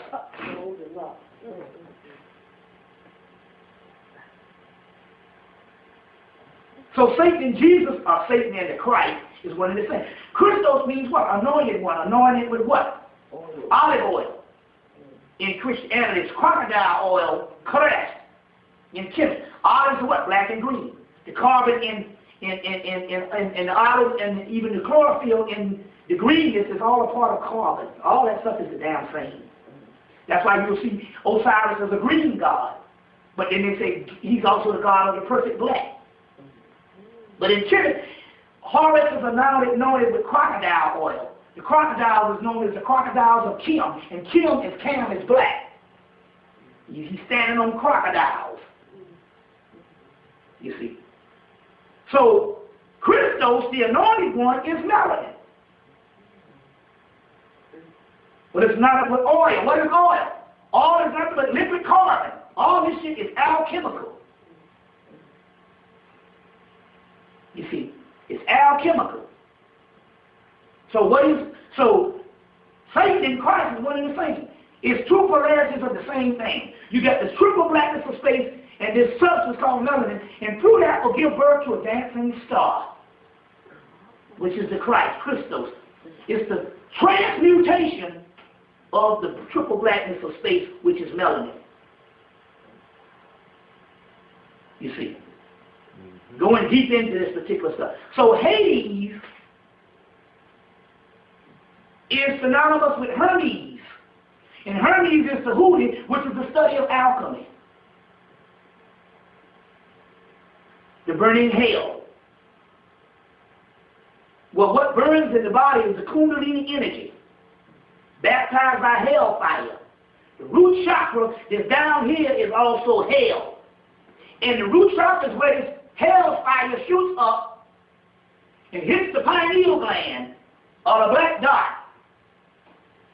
The hell's fire. You see?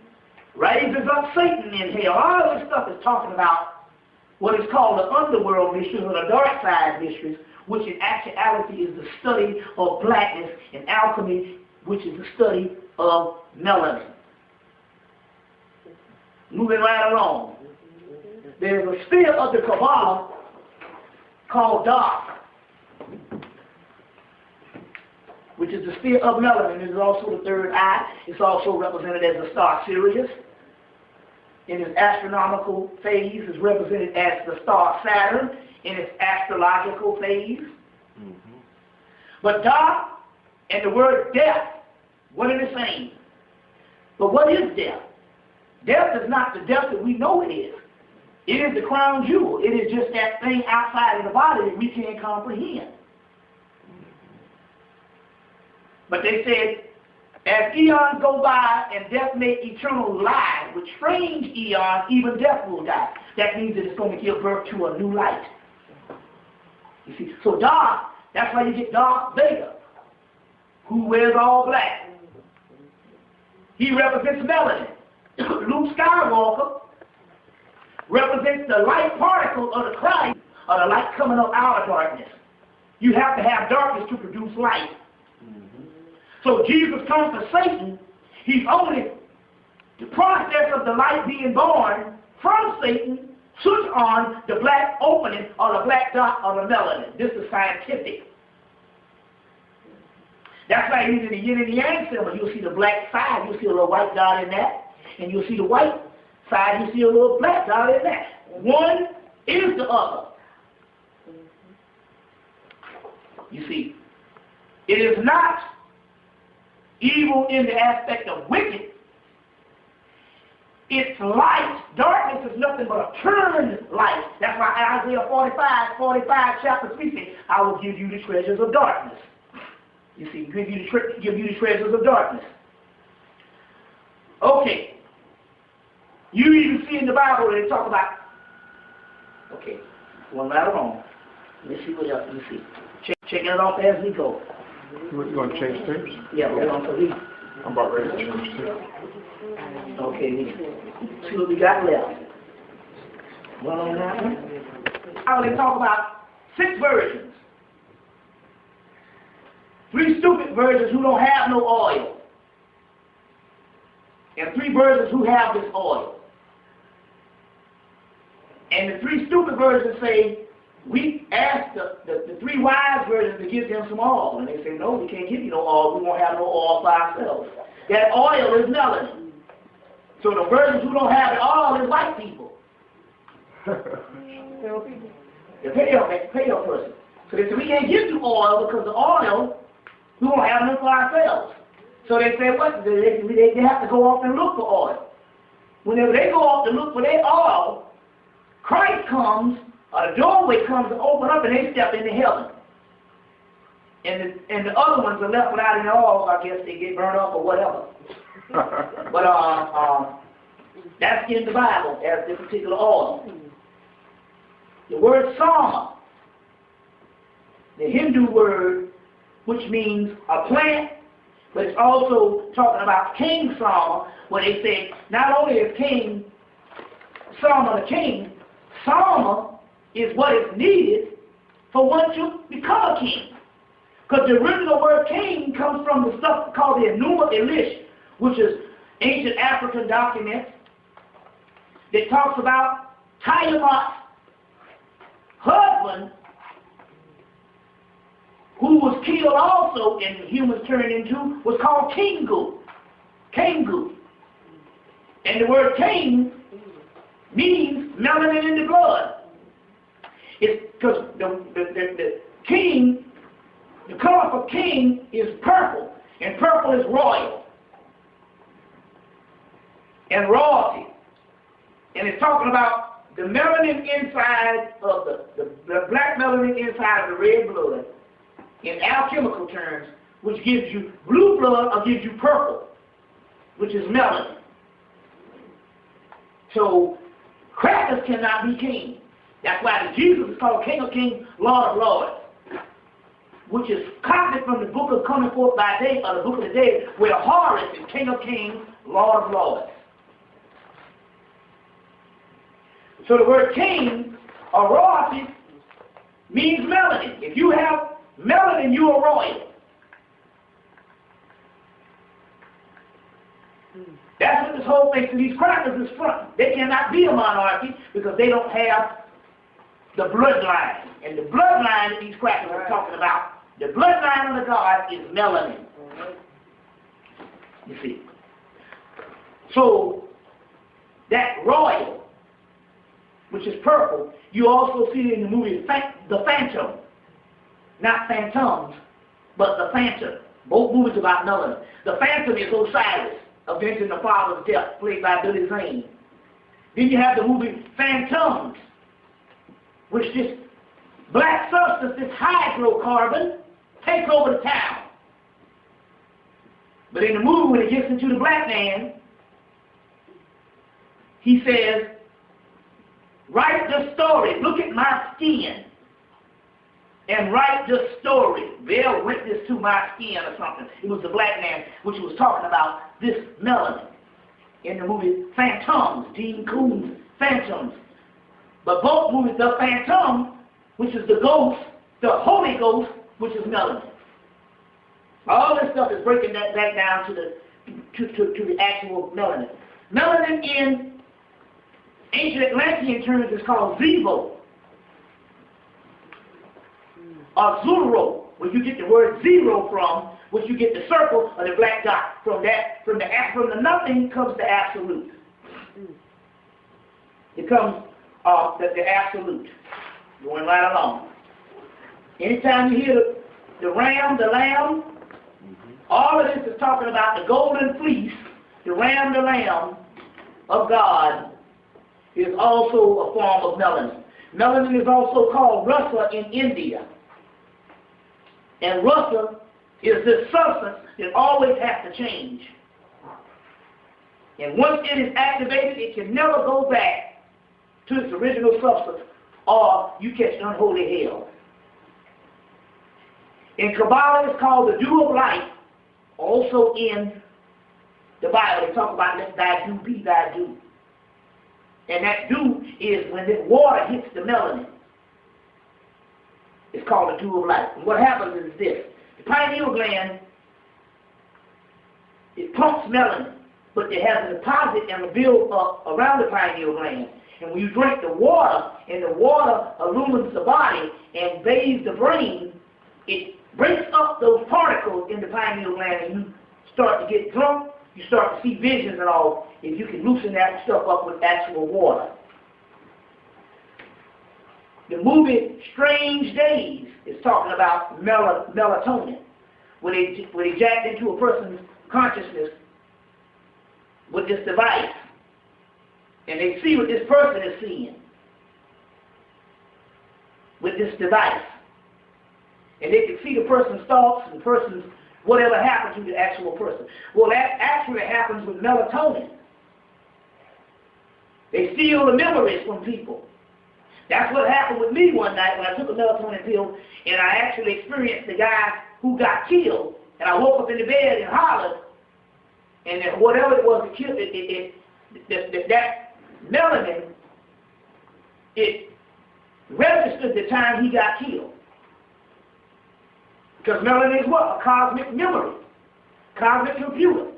There's a whole book called Cosmic Memory by Rudolf Steiner. But that's in the movie Strange Days. It's talking about the same thing. There's a word called, there's a hero called Melanin You, who wins a famous race in a place called Atalanta. That's in the Greek mythology. There's the word Memos, which means black foot. All of this word mel is a Greek word, which means black foot. Jacob wrestled with the angel until daybreak, which means light. And at daybreak, which was the light came through, he saw what? The face of God, which was called what? Pineal. The god Horus in Greek is called hero, and hero means great face. What great face? The pineal gland, which is called Lucifer, that lights up the darkness. Pineal gland. Shiva seduces his women in what is called the pine forest. What it's called because he has a advanced level of melanin. Unicorns in mythology with the horn. That horn in mythology is also mentioned in the Bible of the horn, and that is the pineal gland, the pituitary gland, and the thalamus gland. There's 3 glands in the head.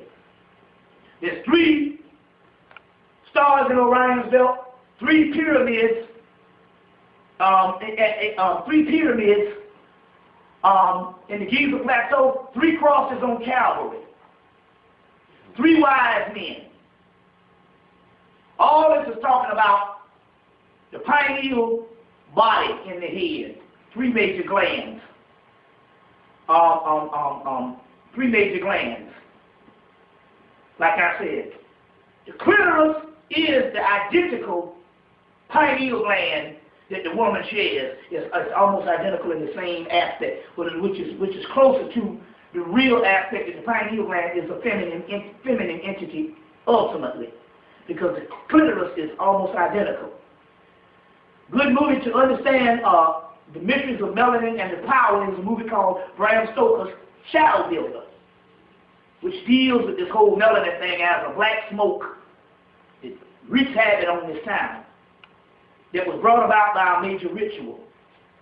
Menstrual blood is a release of melanin, highly melanated. Documented also in the book Dragon Time. The book called Dragon Time, documented in that particular book.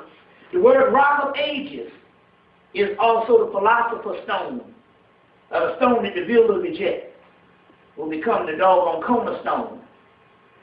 Robert ages, all this stuff here. Now let's go into a few documentations of this whole melanin thing, and then we're going to go into a question and answer. This is some stuff that's key and simple. First of all, in this book, Your Whole Body Natural Defense System, I need to talk about certain appliances that shut down melanin.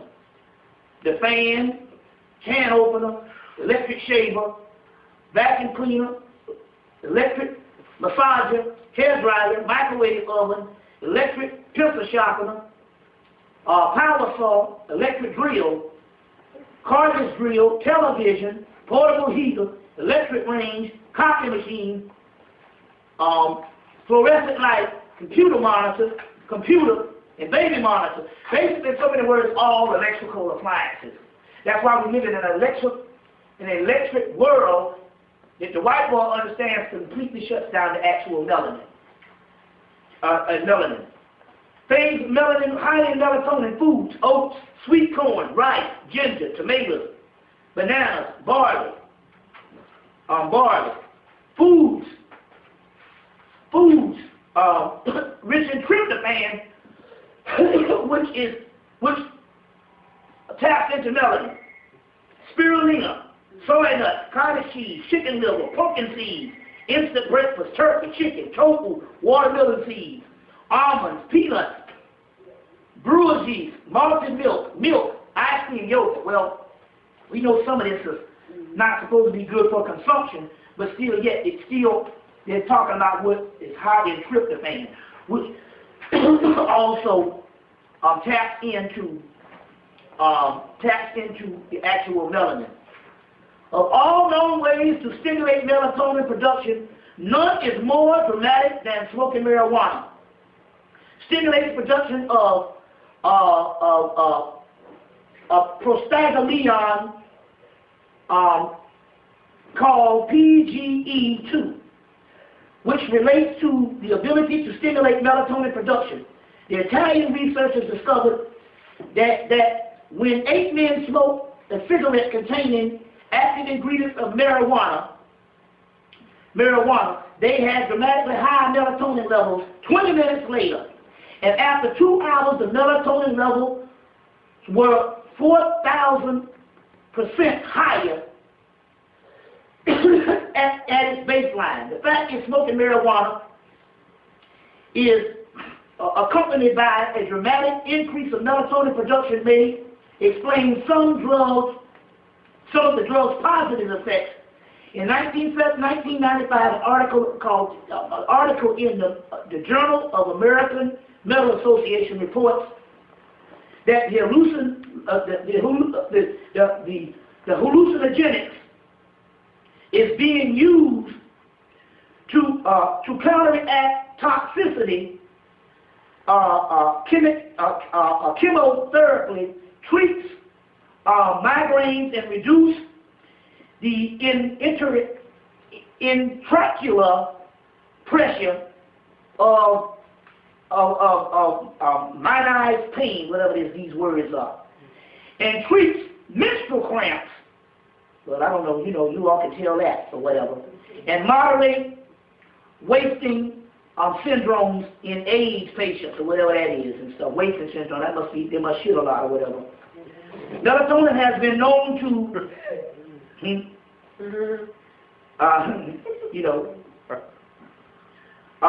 has been known to actually control each one of these conditions. Smoking melatonin as a vehicle to increase smoking marijuana as a vehicle to increase melatonin production, however, may not be a good idea. The increase is so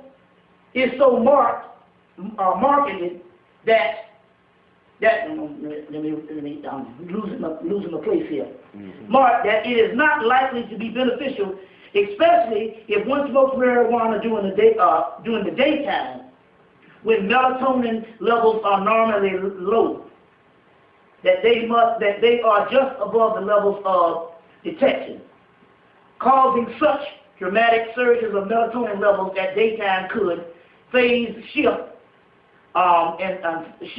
of rhythms and also interfere with health, with your health in other yet unknown ways. But anyway, it's still talking about the levels of melatonin levels and stuff. So I guess one of the main things is the smoke of that night or whatever the deal is, whatever the deal is and stuff like that and all. But then again, this particular book deals with that, your own body's natural defense system also. Now, book Alchemy Unveiled says that human beings can only be, excuse me, I gotta slow down now. Human beings can not only, but must be born again and led back into the primal material. So there's alchemical terms called the primal material. The Saul Niger or Saul nigger. The nigrus nigrum. All this is called the blackening stage in alchemy, which is melanin. You see, which is melanin, you know, the primal material. So it says human beings a human being cannot only, but must be born again and be led back into the primal material of which he comes forth according to his astral nature. Well, if you have a certain astral nature, which you come from the primal material, which means you got melanin, and according to your astral nature, which means that some people don't have this based on whatever in that astral nature is. The Son of Man must be exalted, can be exalted, he must be humble. Therefore, he can ascend to heaven. He must walk 3 days in hell. That's Matthew 12:40.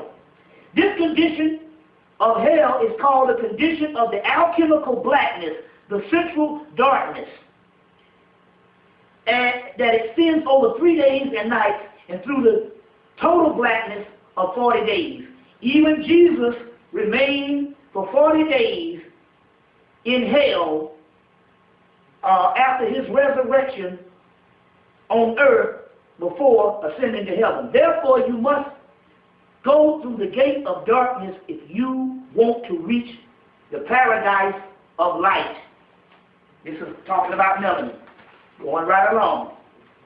A few other things. Melanin is also called ojas. Ojas is specifically occult sense highly radioactive magical energy.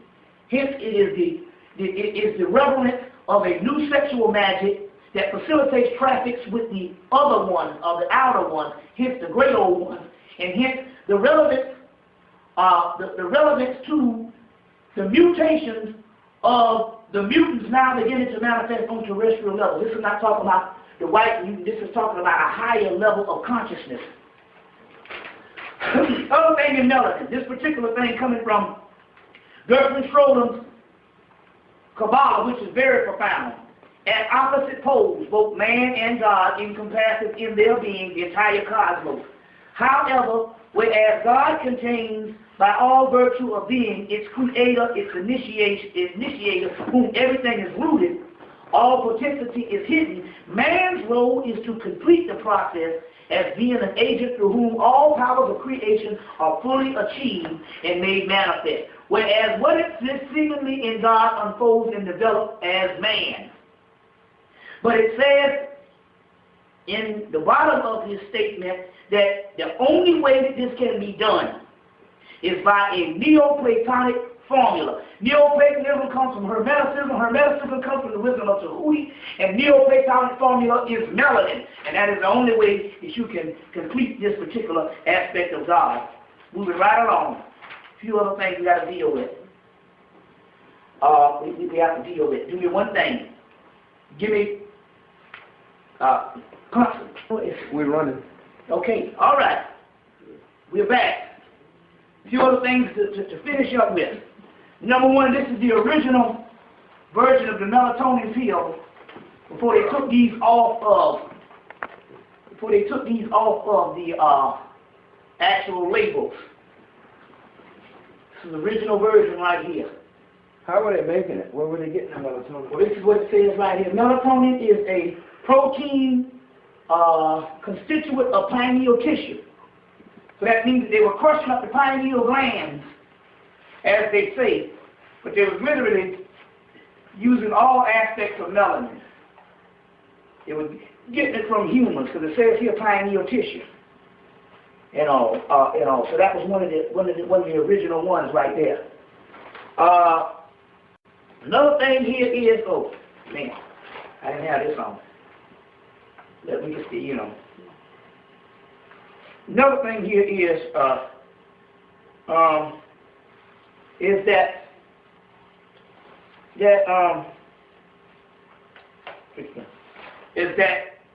this particular memo that came down starting in '96, where they talked about how the government is buying out black funeral homes.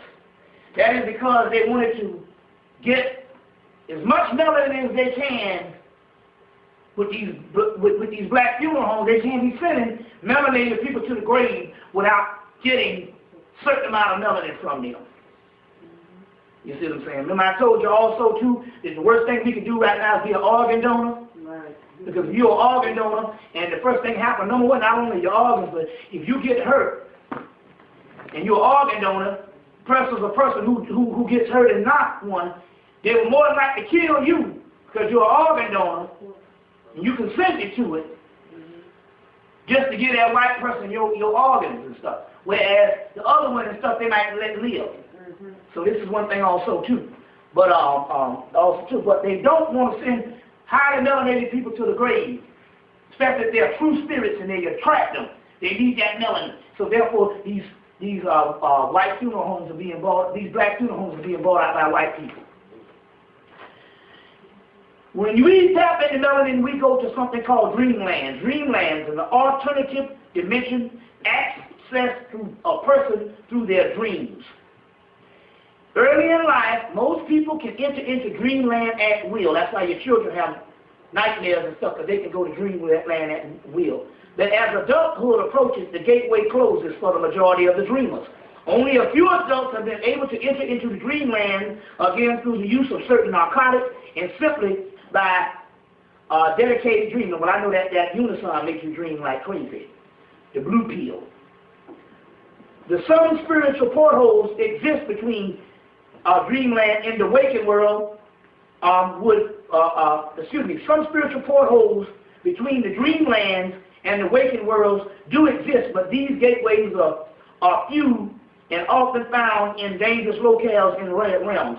A journey to the dreamland typically begins when a dreamer is descending through the 70 steps of slumber into the caverns of the flame, and he will enter and meet the high priest, Netchesh and Kamantha.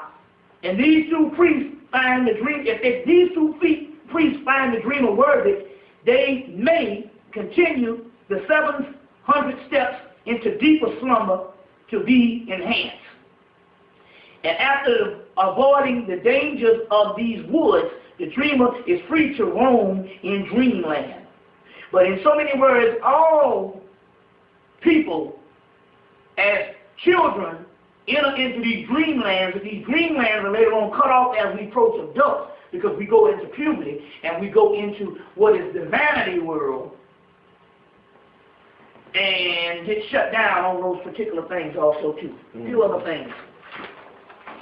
The word kala is a form of melanin. You got Russell's kala, Shakti's, Oja's kala, time, also a digit of the moon and the maker of the bright and dark four nights.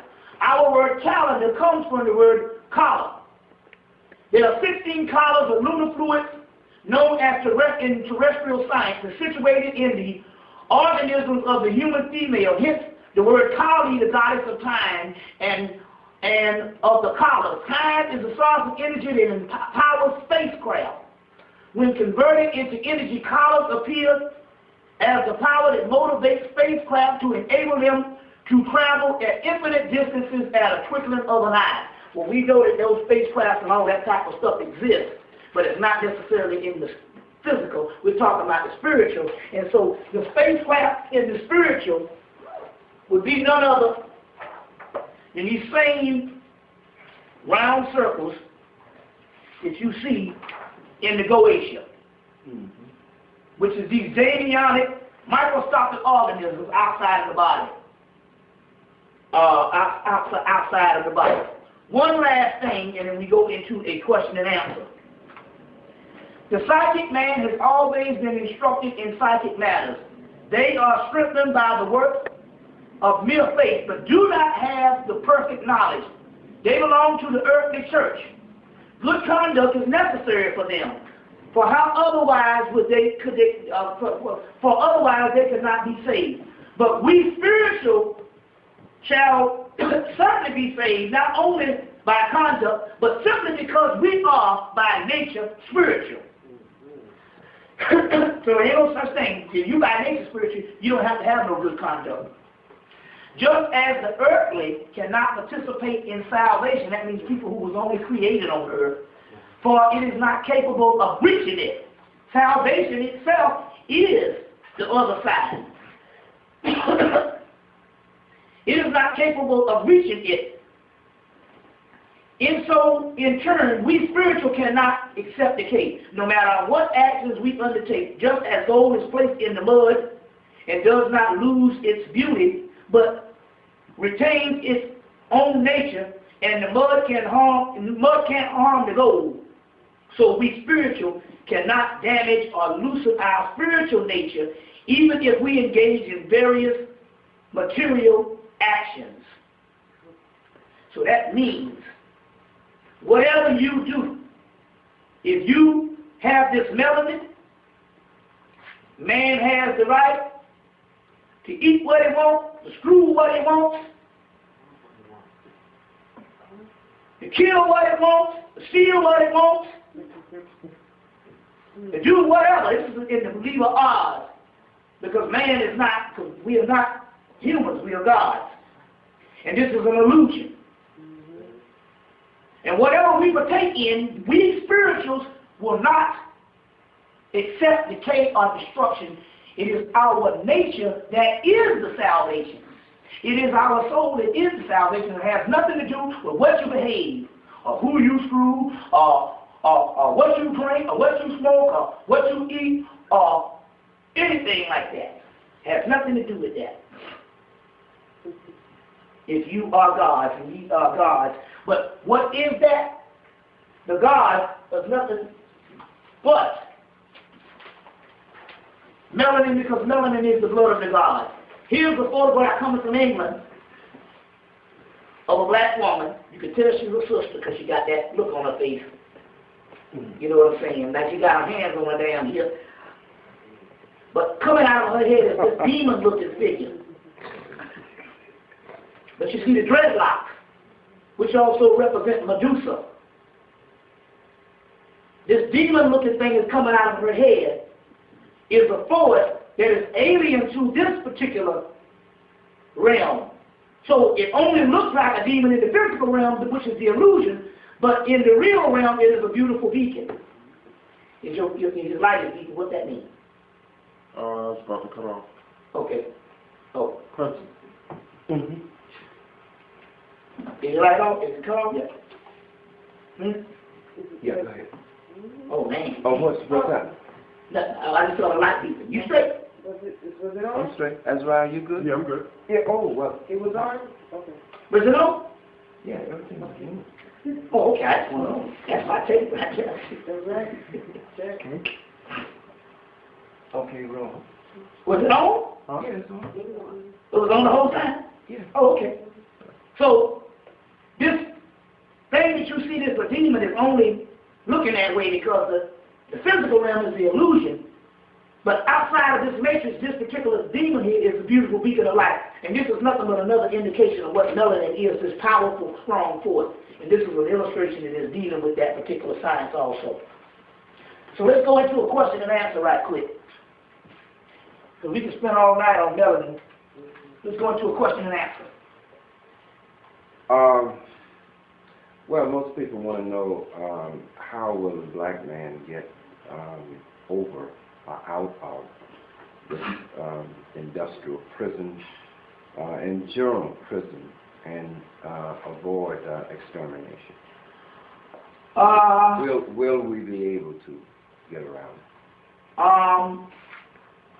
Repeat the question so that people know what you're asking. Well, you actually said about how will the black man get out of this trouble or this industrial prison and avoid extermination. Well, he's really not avoiding extermination, But to be honest with you, I have to give you what is at the end of all world scripture, all science, and what is fundamental and quintessential to Egyptian and Canaanite belief in high science is a caterpillar does not go into a cocoon to become a cocoon or to become another caterpillar.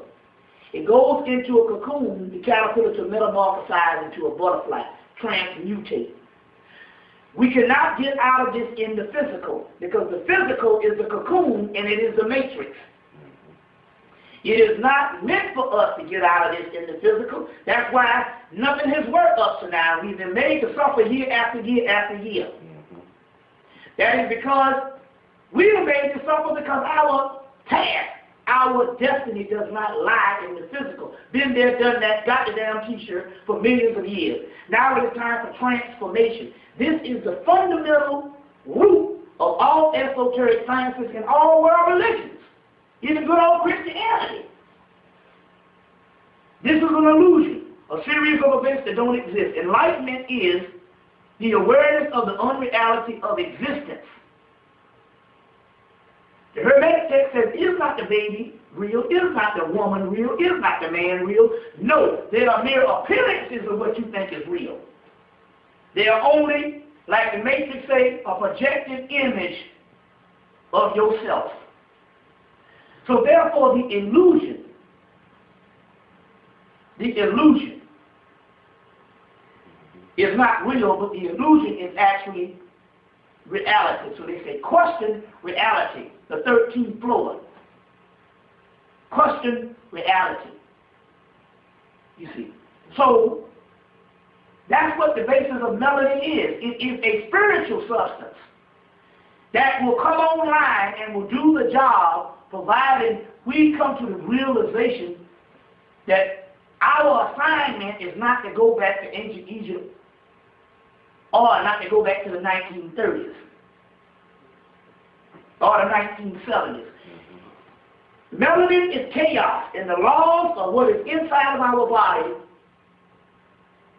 is chaos, is where change is supreme. Chaos, in the laws of chaos, change is supreme. So we can't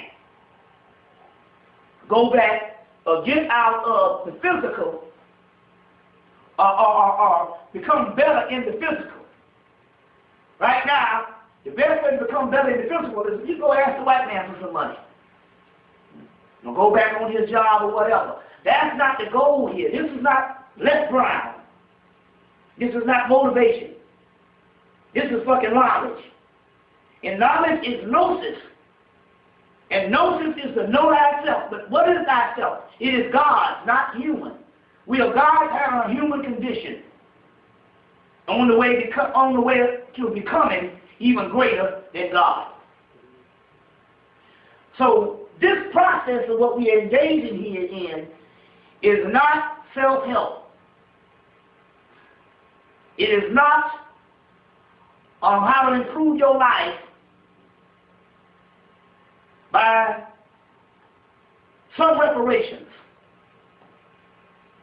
It's different. And it is so precious because 99% of everybody, even is conscious, they cannot deal with anything outside of the physical. You see what I'm saying? But it is, and because it is so precious, that's why it is limited down to only a few people trying to understand that the transformation will not take place in renewing the physical. It's over. You can't graduate from kindergarten by wanting to go back to first grade or wanting to go back to doggone kindergarten. That's the way this thing goes. That's the way this thing goes. So this spiritual level is the only way out. And it's going to take place whether we like it or not. It's going to take place whether we like it or not. And we're not talking about 1,000 years from now, because we're talking about if it was healthy for us to be up here in the next damn 15 years, we'd have more conscious black people out here. We're talking about hanging on to for dear life every damn day.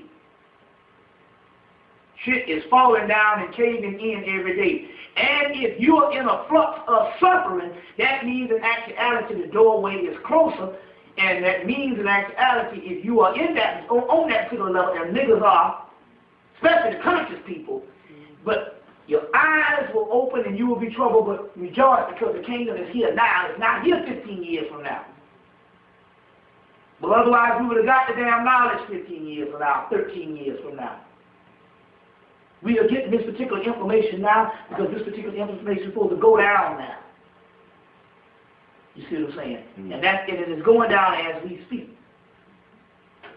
You see. It is going down as we speak. This is what this stuff is about. Because even if we make the argument, no, I do believe there's better times coming for black people. Well, motherfucker, show me some better times.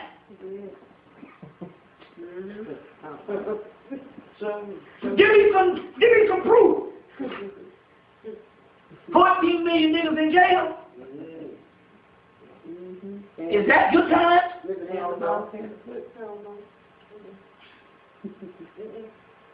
You see what I'm saying? We make more money now than we've ever made since we've been in this country. But we're in the worst state, so it can't be money. You see what I'm saying? It can't be money. So what is it? You see, give me some type of indication, a ray of hope. I mean, who talks about hope? Jesse Jackson? Mm-hmm. And what is his solution? The Democratic Party? Voting? Marching? He mumbles about hope. Marching? What is the hope? You see what I'm saying? Some things is a no-brainer. We know what time it is, it's just that we are stubborn and we don't want to doggone bear witness and stuff because we're hard-headed, stiff-necked people that normalize Muhammad said. We know it, but the time is here now. But they said, hell, when the time is here, you won't find 4 people that'll bear witness to this shit.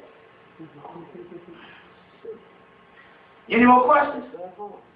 Yeah, in the past, you've given us quite a few rituals, the brown bottle ritual, yeah, a few others, and even was Saturday's lecture was dealing with the tantras. Yeah. Any new information on any rituals? Depends on what you're looking for or what you want it for. Well, say for instance, people having trouble on the job like you spoke of before, or anything in general, any minor things in general, finances and stuff like that. Other than the normal type rituals that you would get in any botanica or something like that. Anything? The best thing I can say is the one you make up yourself. Those are the most powerful ones. You know, the ones you make up yourself. Those are the ones and stuff. And why is this? Because it's good practice of becoming gods.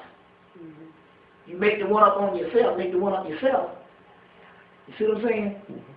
It's good practice because what you're doing is for you to even think of it, it's coming from the subconscious mind. And it is correct. You see. That's the best one you can do. Any more questions? Yeah, what's that? Can you touch on the origin of the white man, the pale man, just briefly? In so many words, we have all the theories out based on climate adaptability and all those particular theories, but in actuality, the only one that we can bear witness to is the ones coming from the temple of Seti I in Egypt, of a created white man called the Tamahu. Tamahu thus means the created white man, who was created by the Ruti and the Suti of East and West Africa. We have the Heraclitus of the British Museum calling them the devil and calling them miserable, grumpy people who can't talk and have a restless nature. In so many words, the origin of this thing comes from some priesthood in Africa, mainly in Egypt or whatever, or goes back as far as Atlantis if you want to deal with that and all, because that's all a part of stuff. Yet literally using alchemy and gene splicing with animal parts, just like the white man is cloning now. Literally created this particular hybrid species. You see what I'm saying? This hybrid species. And so it's the same story. It's just that it can be a little more technical. But it's the same Yahoo story. You see what I'm saying? But we have more information out here on him being created than we do this theory. You see what I'm saying? Then we do this particular theory of some people mutating in the Ice Age. You see this crazy stuff, and there's no proof that no ice gonna make a black person turn white. Hell, niggas is living in the cold now and ain't turning white. I guarantee you, your black ass go to goddamn Alaska or South Pole, your black ass will be black. 100 years from now, this is black and crusty as you ever was. You might have some ice cubes on your black nappy ass end, but you still gonna be black. Because we know right now I can't get the blackness off of you. Damn sure no ice can't do it. Most motherfuckers we see even frozen under the damn ice retain their same color. Most mammals we see under the ice retain their same color. So what is this foolishness? That the doggone nature will make a whole race of doggone mutations. A mutation is 1 in a million chance. So how the hell a mutation gonna go to the point where as this doggone a whole race of people? That's a hybrid created species. Nature does not mutate, but a 1 in a million chance. That's what a mutation is. It's so rare. Now all of a goddamn sudden we got a planet full of white people. Don't happen that way. They were created, made. You see, because mutations don't happen that often. How many damn albinos you see every day? You see, how the hell a whole race of albinos will they spring up? It just don't happen in no form of nature. Why the hell it will happen in human, the most advanced form? They know how to wash their ass and clean their ass, and you know what I'm saying? And especially the black man, which is the most advanced ever. How the hell is this most advanced being going to mutate? You understand what I'm saying? When no other animals do the shit, which is a lesser species. You see? How many damn white apes you ever see with a whole thing of white apes?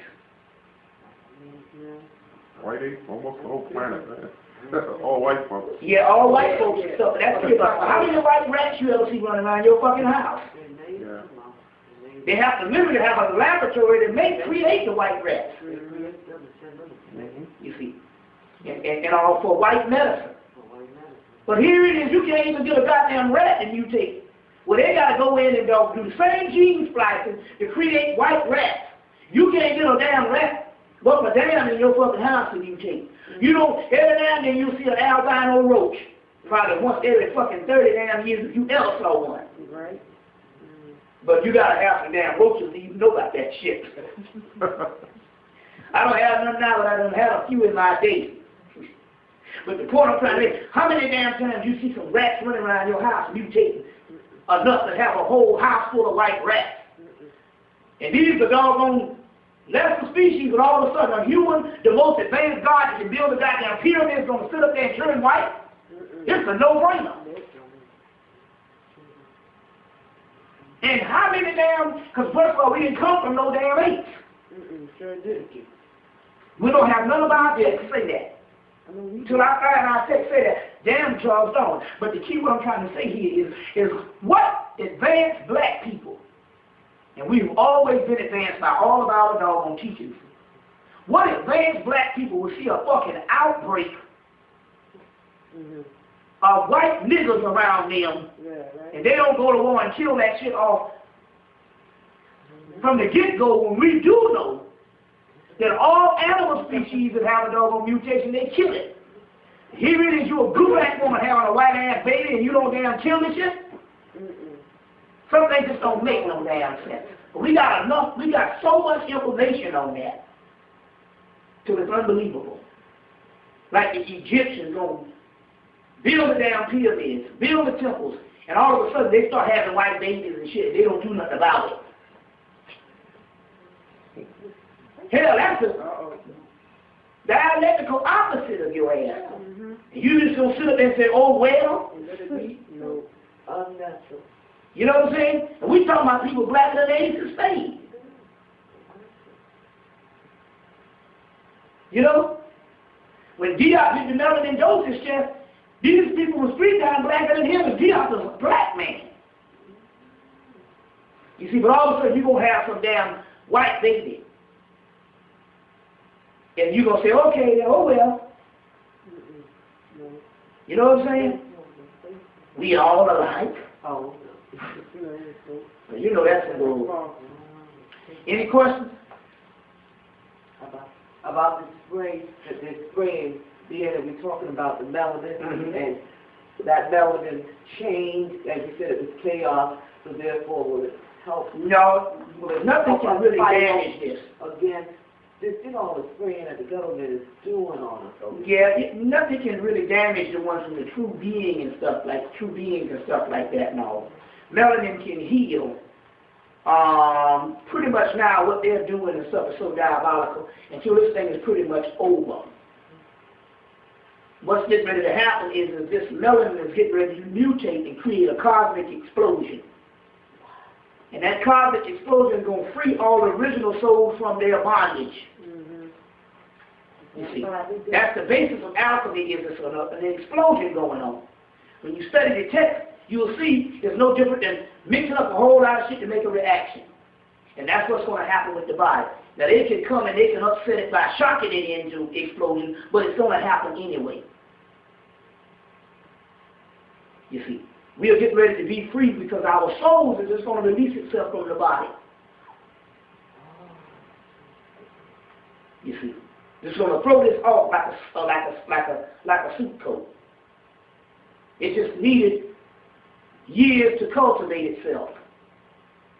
And that's what's happening now, because we're talking about it. All it is my soul is giving you the information of what's going down. You see what I'm saying? So that's how the shit's going to go down, because we are the Alpha and the Omega. And because we ain't got no other niggas out here talking this kind of shit here on, we know that this is the right and exact stuff, because we got a whole bunch of people talking the same old shit. You see what I'm saying? So, it is, and I'm not necessarily jacking my own chain, I'm just saying, what's new? What's new? You know what I'm saying? What's new information? I mean, we know there's new information on how the white man is messing us up every day. But then again, that's old news. You know what I'm saying? Let's face the fact, that's his job. That's his assignment. You see what I'm saying? That's his job. That's his destiny. And he does it well. You see? But if it's logical, rational, and makes common sense, and is sound, that's what you throw out, because melanin is something beyond that. You see? If it makes earthly sense, get rid of it. You see? Because we're talking about something beyond that. Shouldn't God be beyond logic? We accept it when we talk about God out there. Man, there's mysteries that's unknown today. Okay.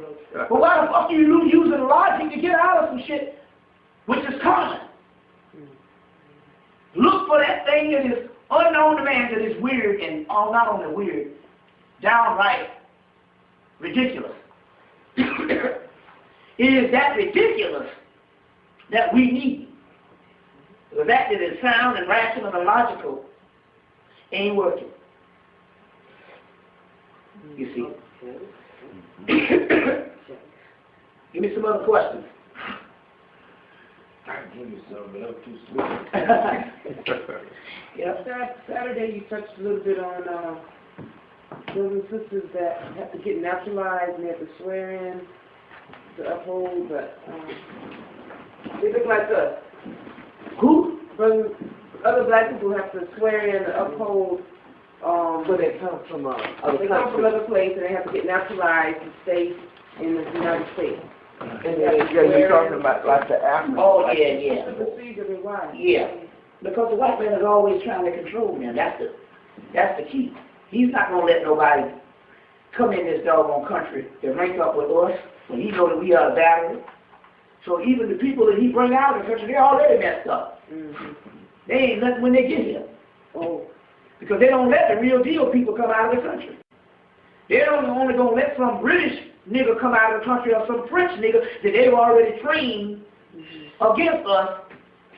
That's it. And telling them that we are inferior. Or some old Arab nigga. Yeah.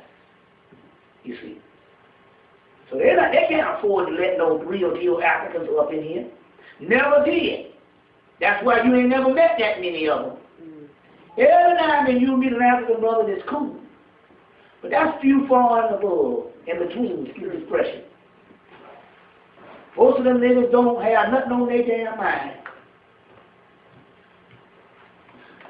That's sad, but that's just the way it is. We're looking at reality here. We don't have no, we're looking at reality. Yeah, we turn to Africa, we understand our roots, but we ain't stupid when we see a fucking British person there. British is not Africa. And these French niggas and British niggas and Arab niggas is not Africa. So why front?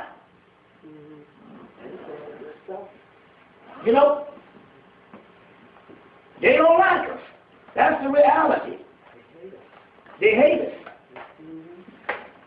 We even have to question half of the Caribbean. They got Latin America, over The coconuts. Ghana and all of them. They come over. We don't have no allies. I'm glad to say we are the most despised and the rejected of the despised and the rejected. What's your money from trying to make somebody get a visa? Yep. So, is that about it? So I guess that's about it. Clemson is sleeping and everybody's. I think Video man then went to cloud nine on me. But you did about 3 hours, which is to make a nice tape. So yeah, real nice tape, not too long, Real nice tape. Finish up from Saturday. So we're glad you came all the way to New York. We hope to have you back in the spring. Clemson, you want to close by out? So put the camera on.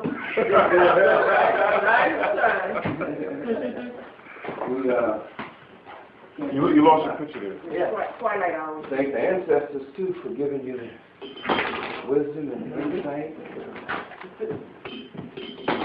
Did a marvelous piece on the history of Melanin. Marvelous. All right. Excellent. Big hand for Bobby Hemmitt. I enjoy being here. Good. How are you? There's so many days of good thing you asked him that, Brother Azariah. What? And the point that you made, the question that you asked,